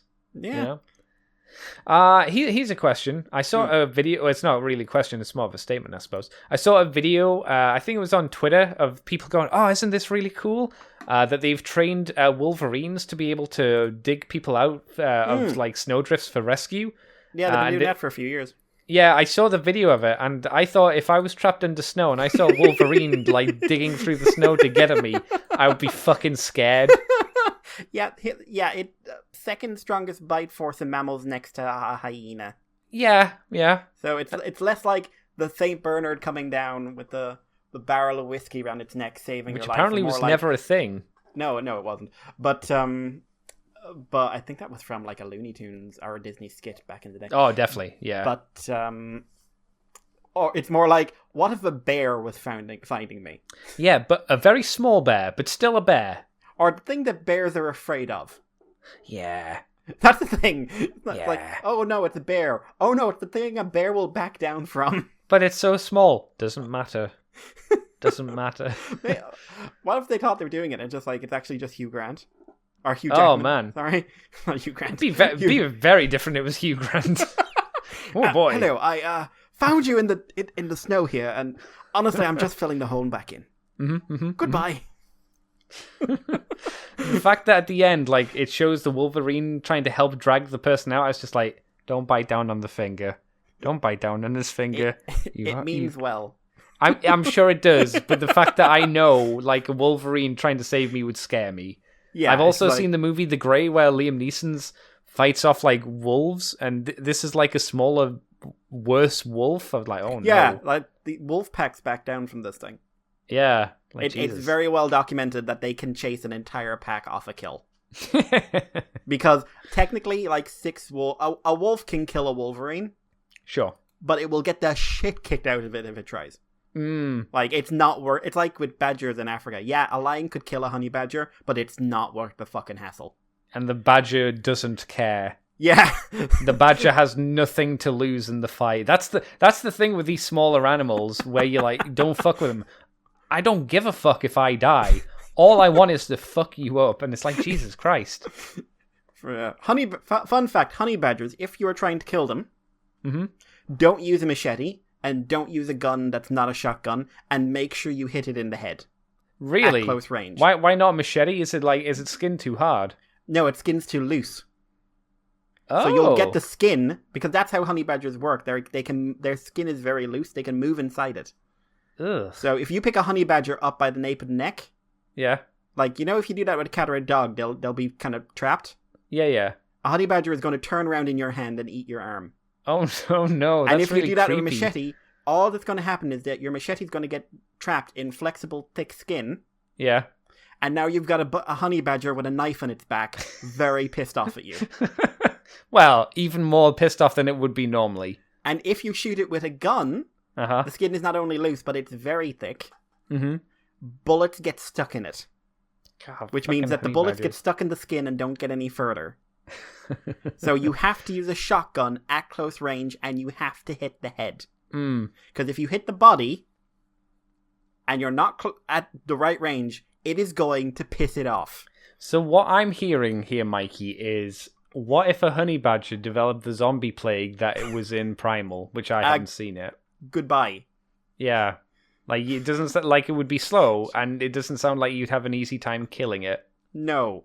There is a record, there's a rumor anyway of a record, of someone shooting a woman with an elephant gun. And the badger tried to eat his hand.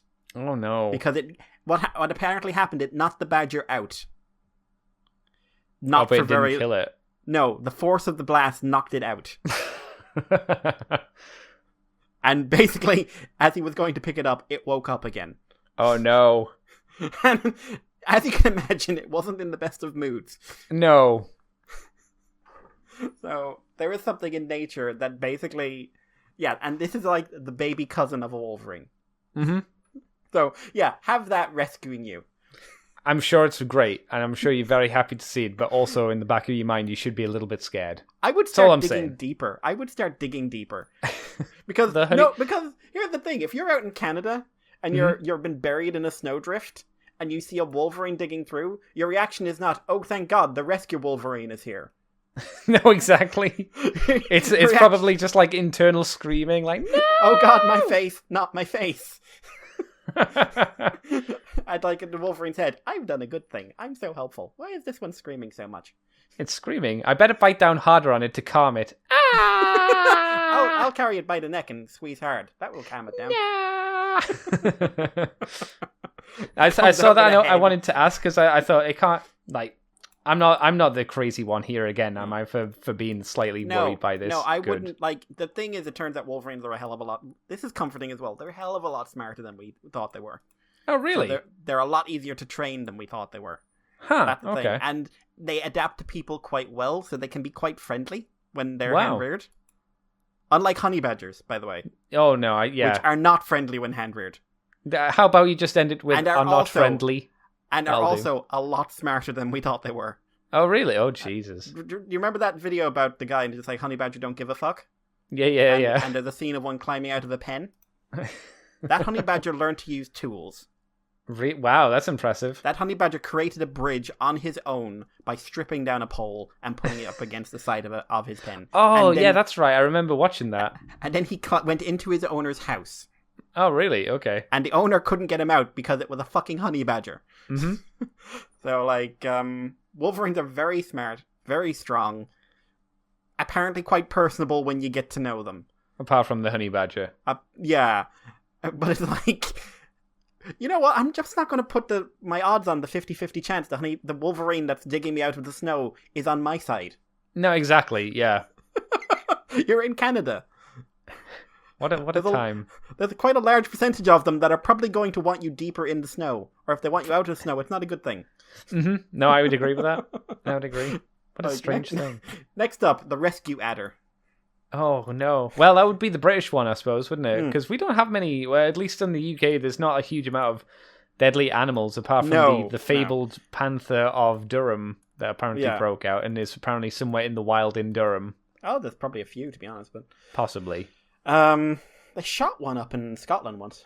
I think so, yeah. Again, it was a breakout from a zoo or something, right? Turned out to be quite friendly before they shot it. Yeah, I imagine a gunshot probably didn't do it much favors. No, but it died on the shooting. But apparently, like when they identified it, was just like, oh no, it was actually really tame. It was just eating sheep. The problem is you can't take that risk because who fucking knows? No, again, it's like, is this the one I'm meeting in the wild who happens to be the nice one? Mm-hmm. I mean, he came from a zoo, but that doesn't fucking mean anything, does it? I'm just saying, your options were huskies or wolverines. Yep. I would have gone with husky. Huskies are generally like it's a dog. Like, people know dogs are quite nice, generally. Huskies are very energetic, but that's about it. Yeah, but the problem is someone goes along that line and suddenly goes like, I made the winter rescue wolf. Oh, It's basically the same thing. I bred the Wolverines with normal dogs, so everybody can have a home Wolverine. Oh, God, don't talk to me about fecking crossbreed pets and people going like, it's a wonderful... No, it's not. When has that ever gone wrong, Mikey? That time they ate a fully grown human being. What time has it ever caused problems for both the species and the owner? There's either. Or... There's legitimately a guy about an hour's drive from my house who has a fully grown wolf dog. Why? And an Alsatian. No. She tried to eat the Alsatian. Well, yeah, I mean, that makes sense. And did eat all his hens. Again, that does make sense. And keeps on wanting to eat his child, but he keeps on trying to laugh it off, and I'm like, she wants to eat your baby. Like, well, to be fair, he has his priorities right. Care for dog, not for child. It's just like, she likes him. Oh, well, that's good. She hates everything else. So it's the fact that she likes him because she sees him as the alpha, I'm assuming? Or her mate, or whatever. Yeah, something like that. And the problem is, she's a lot more wolf than dog in her behavior. That's not a good sign. No, it turns out if you take a wild animal and basically say, this is mine, but then don't associate that with anything else, it basically assumes it can do whatever the fuck it wants. Mikey, when has that ever gone wrong? Chimps, when it tried to eat the Alsatian. Lions. She kicked the shit out of it. Again, chimps, lions, tigers. Those have gone so well with chimps. Nothing bad's ever happened from someone humanizing a chimp to the point it thinks you're a sexual target. Nope. You know what actually generally works Or out? a sexual rival. Don't forget that. Yes, always good. No one's ever had their face ripped off. Or the penis tried to be bitten off, or actually was bitten off. I can't remember. Yes.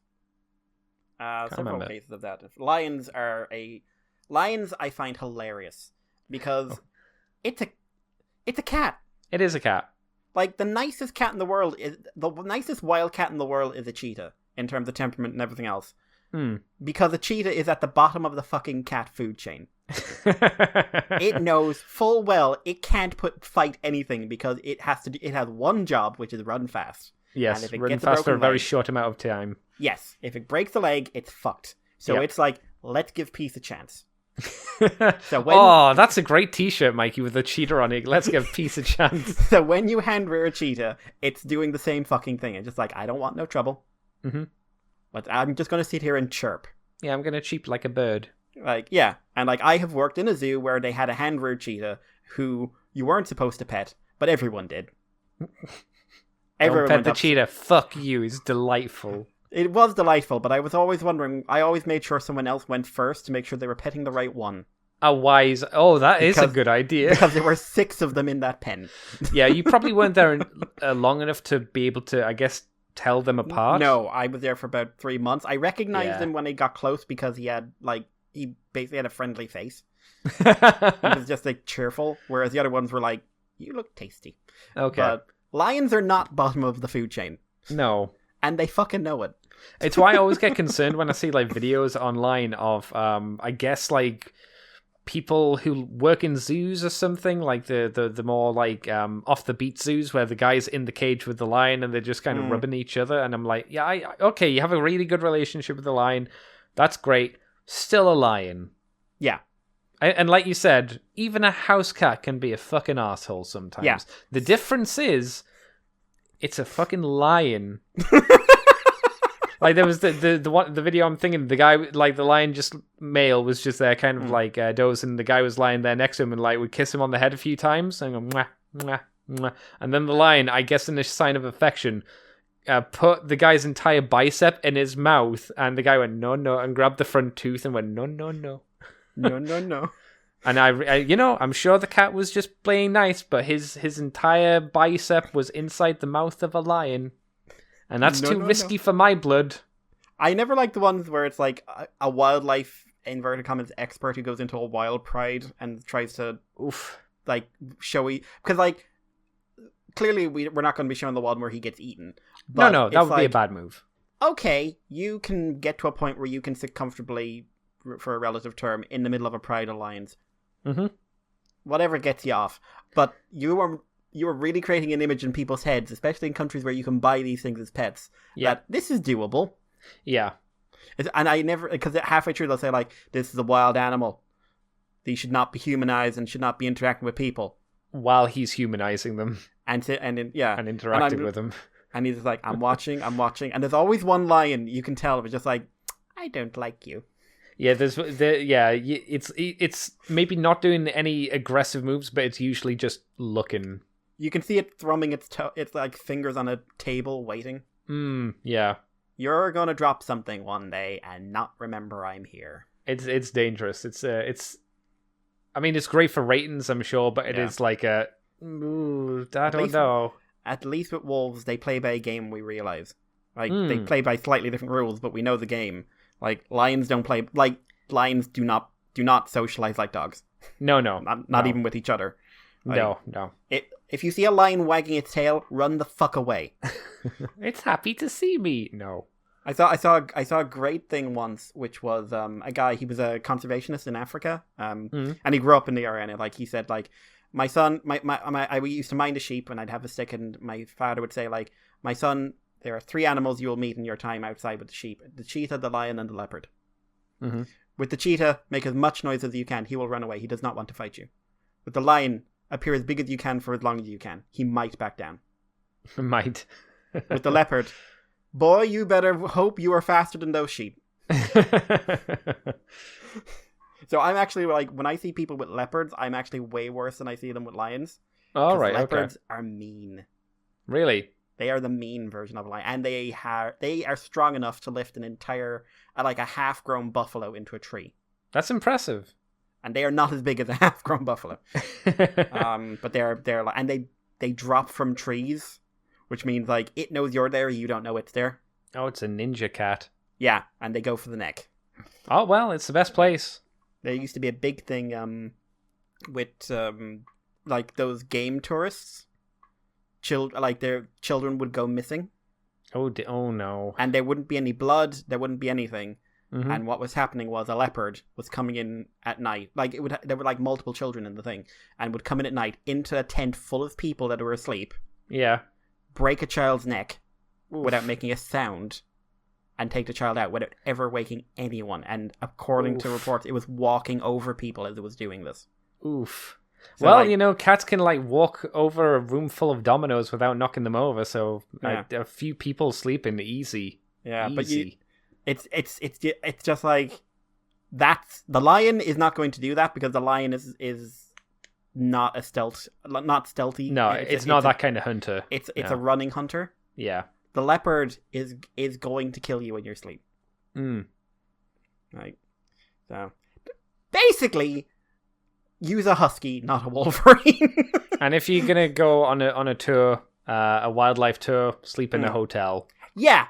Or don't. I was going to say sleep in a really high treehouse. Don't sleep in a really high treehouse. No. They sleep in a hotel with yeah. like doors and shit. And bars. Bars too. That would help. Next up, elephants. Why you shouldn't go in with them either? No, they're mean. Or they can be mean. Oh god, I saw a great one once of someone just like, and now we're going up to see the elephants in the Jeep now. This one here, it's a male. I believe he's a must. You can tell his eyes. He got that drip down his eyes, but it's all right as long as we don't give him anything to work with. Time to go. And all the time, like time to go. Genuinely, the elephant was slowly turning. Nope. Like it just caught their voices. Yeah. And you could just see the ears starting to very slowly flare out. Nope. And time to go. It's time to go. The next shot was from the Jeep behind them. Yeah. I know, I shouldn't laugh. But all it was like looking at the Jeep in front of them, looking at animals, and then out of fucking nowhere, a fully grown male elephant flips the Jeep from the side. Jesus. In my mind, all I could hear was the guy 5 minutes before. As you can see, we're perfectly safe here, lads. No problems here. Like, we just have to keep our distance from him. Clearly that wasn't enough. I just imagine you in the other Jeep behind them going, run! What's that guy saying behind us? Run, you retards, run! I think he's saying to look out and enjoy our time here. Wow, what a nice guy. It's the fact it didn't give him time to even start driving forward. No. It went from 0 to 60 and just said, fuck, you're a Jeep. The fact that he said, it's doing all those things, that's a warning sign. That's not well, we'll just not give him anything to be concerned with. It's like, nope, it's time to move away. Mr. Elephant, I have a pamphlet telling you about our peaceful intentions. Yes, exactly. This is nature tourism. You're part of it, aren't you happy? I'm eating from a garbage tip, but yes, I'm incredibly happy, thank you. Next up, I'm going to go swimming in a lake where I know a hippo lives. Yep. Yeah, I hear elephants have been caught breaking into landfills and eating the things there. Yeah, oh yeah. So elephants are doing that because we're damaging their food sources. Yeah, There's also a very, very well documented case of elephants were getting into a field. Oh, is this where they get drunk? Yeah, they're not going to get drunk. They got into a field and they started like eating all the grain there. People came out. One guy managed to shoot one of the elephants. Okay. Killed it. Mm-hmm. The next day, a herd of elephants trampled through their village. Except they didn't damage any houses but one. Oh, really? That's interesting. His house. They smashed it to the ground. Wow. None of the other houses were touched. Well, they were kind of touched if, like, an elephant just went down your street, but... Sure. Yeah. It was just like, oh, shit. Yeah, well, they do remember. They have an elephant never forgets to kill. Yeah, I was going to say, like, if you shoot an elephant, make sure you get the rest, otherwise they'll come back the next day in greater numbers. Yeah, like, do not... One of those things, if you shoot an elephant, do not leave any alive. No, exactly. They're as vindictive as people are. Yeah. The elephant graveyard thing is a myth, though, I will say that.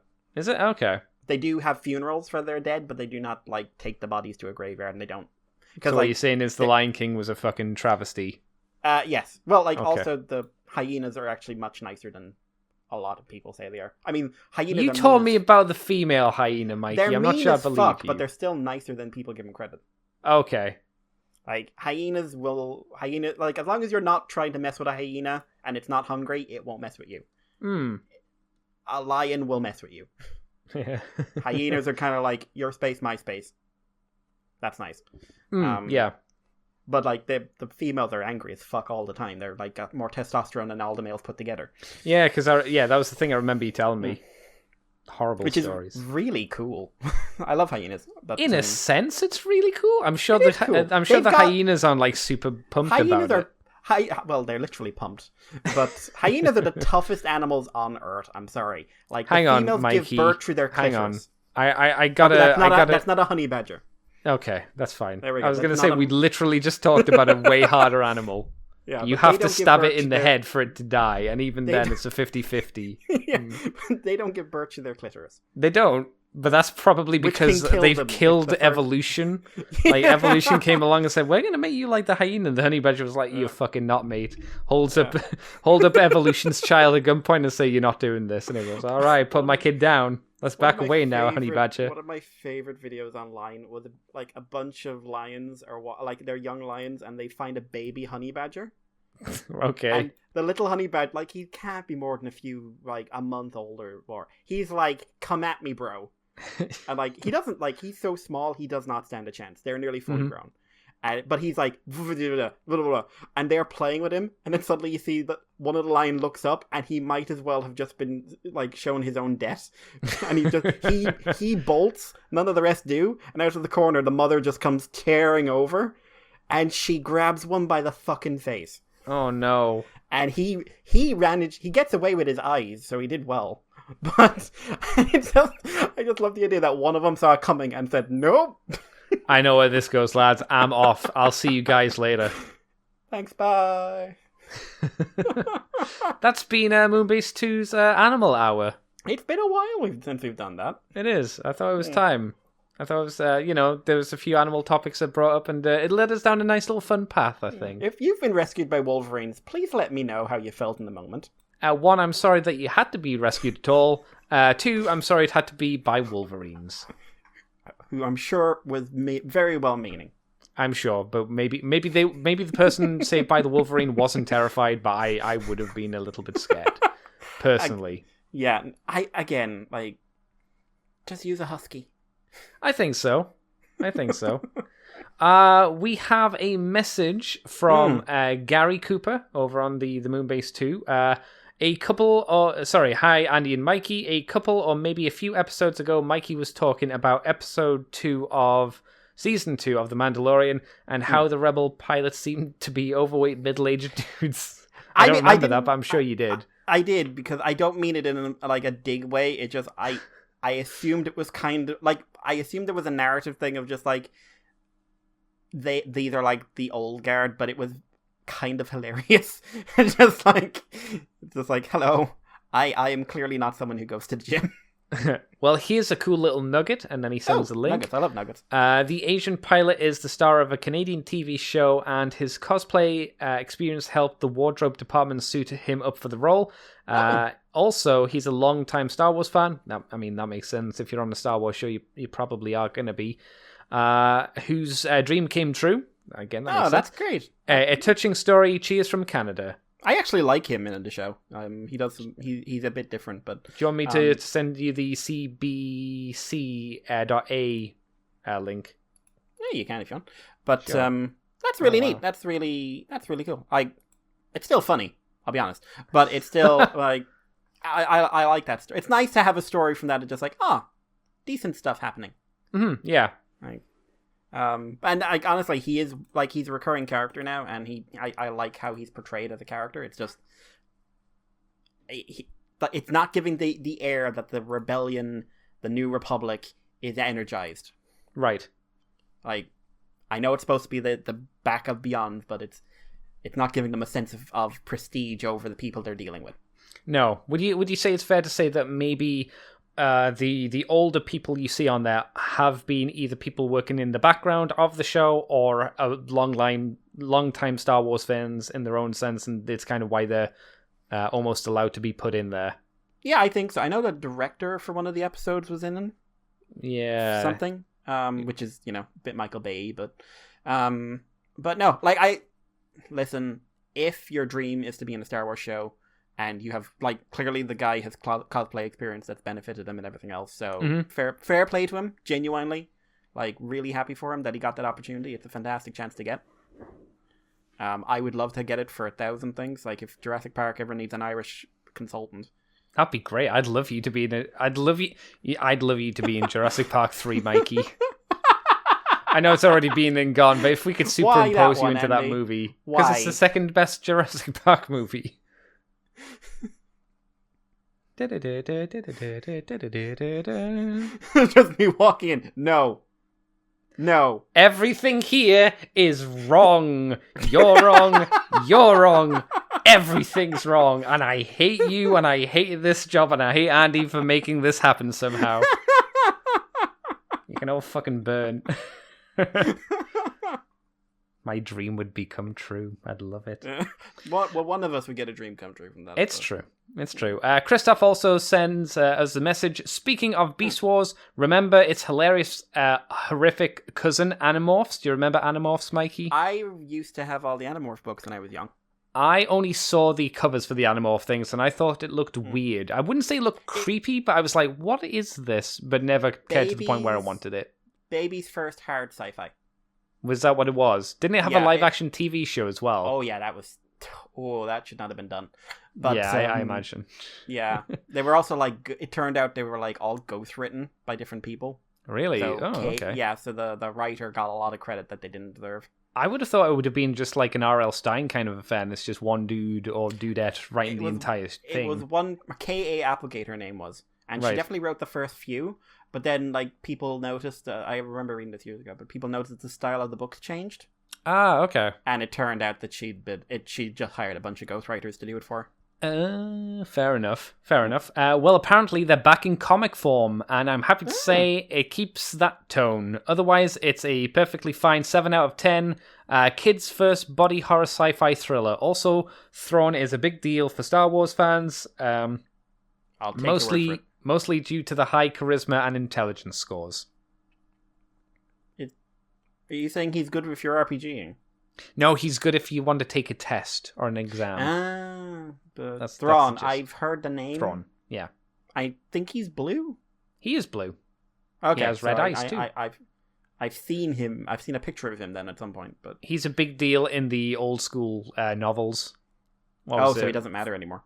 No, because he was brought back in Rebels. So, like, I think all of his history doesn't matter, but the same character and the idea behind the character, I think, still exists. I don't know. You know what it's when they say the books don't matter anymore, but maybe they do. Who fucking knows? Who knows? It's why I'm done with Star Wars, because it's too much work for a series that I just thought was okay. So that's just me. I think that's it, unless you've got anything, Mr. Mikey. No, I'm good this week. All right, then, Mr. Mikey, thank you for joining me for this week's Moon Poop. Obviously, ReZero did just go out today. Me and Mikey talked about Season 2, Part 1 of ReZero. I'm sure we will talk about Season 2, Part 2 whenever that eventually comes out and finishes. So that'll be, I don't know, March, February, January. March, February, April, May, July. January, because it's July and January. Who knows? We'll do that at some point, I'm sure. So that's something that's up. If you want that show, though, you're going to have to head over to the patreon.com/Moonbase2. And if you do $2 each month, you get that and the extended version of From the Files of Teletran 2. And it's extended by us talking about actual Transformer comics, because they're a thing at the moment. Yeah, if you listen to that show, you'll understand. Because neither of us wants to hurt ourselves anymore if we can help it. Which I think is fair. I don't miss reading those. Nor do I. I was happy to drop out long ago, but we kept going. I'm happy for people who are reviewing them and can find something in them. That's fine. Yes. I've yet to hear a review where I felt that anyone was super engaged, but I'm glad some people are able to get some joy out of them. But that is just your impression from reading a review, I suppose. Of their engagement, I mean, at the very least. They can never convince me Brandon Easton should write Transformers now. Yeah. It's been and that's not a dig on him as a person. That's my dig on him as someone who wants it to be 1987. Yeah.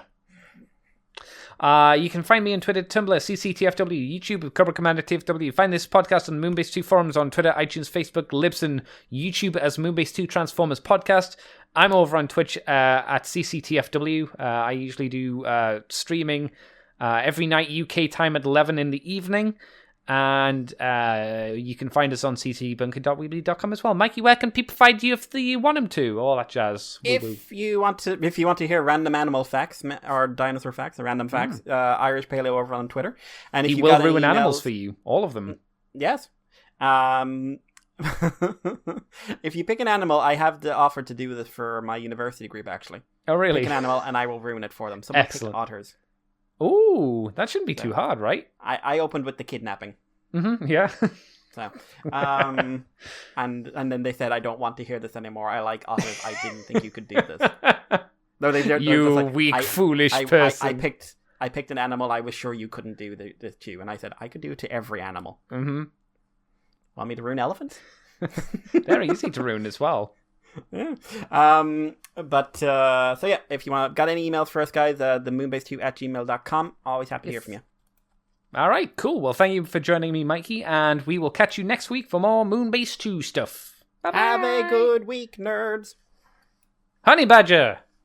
Bitch.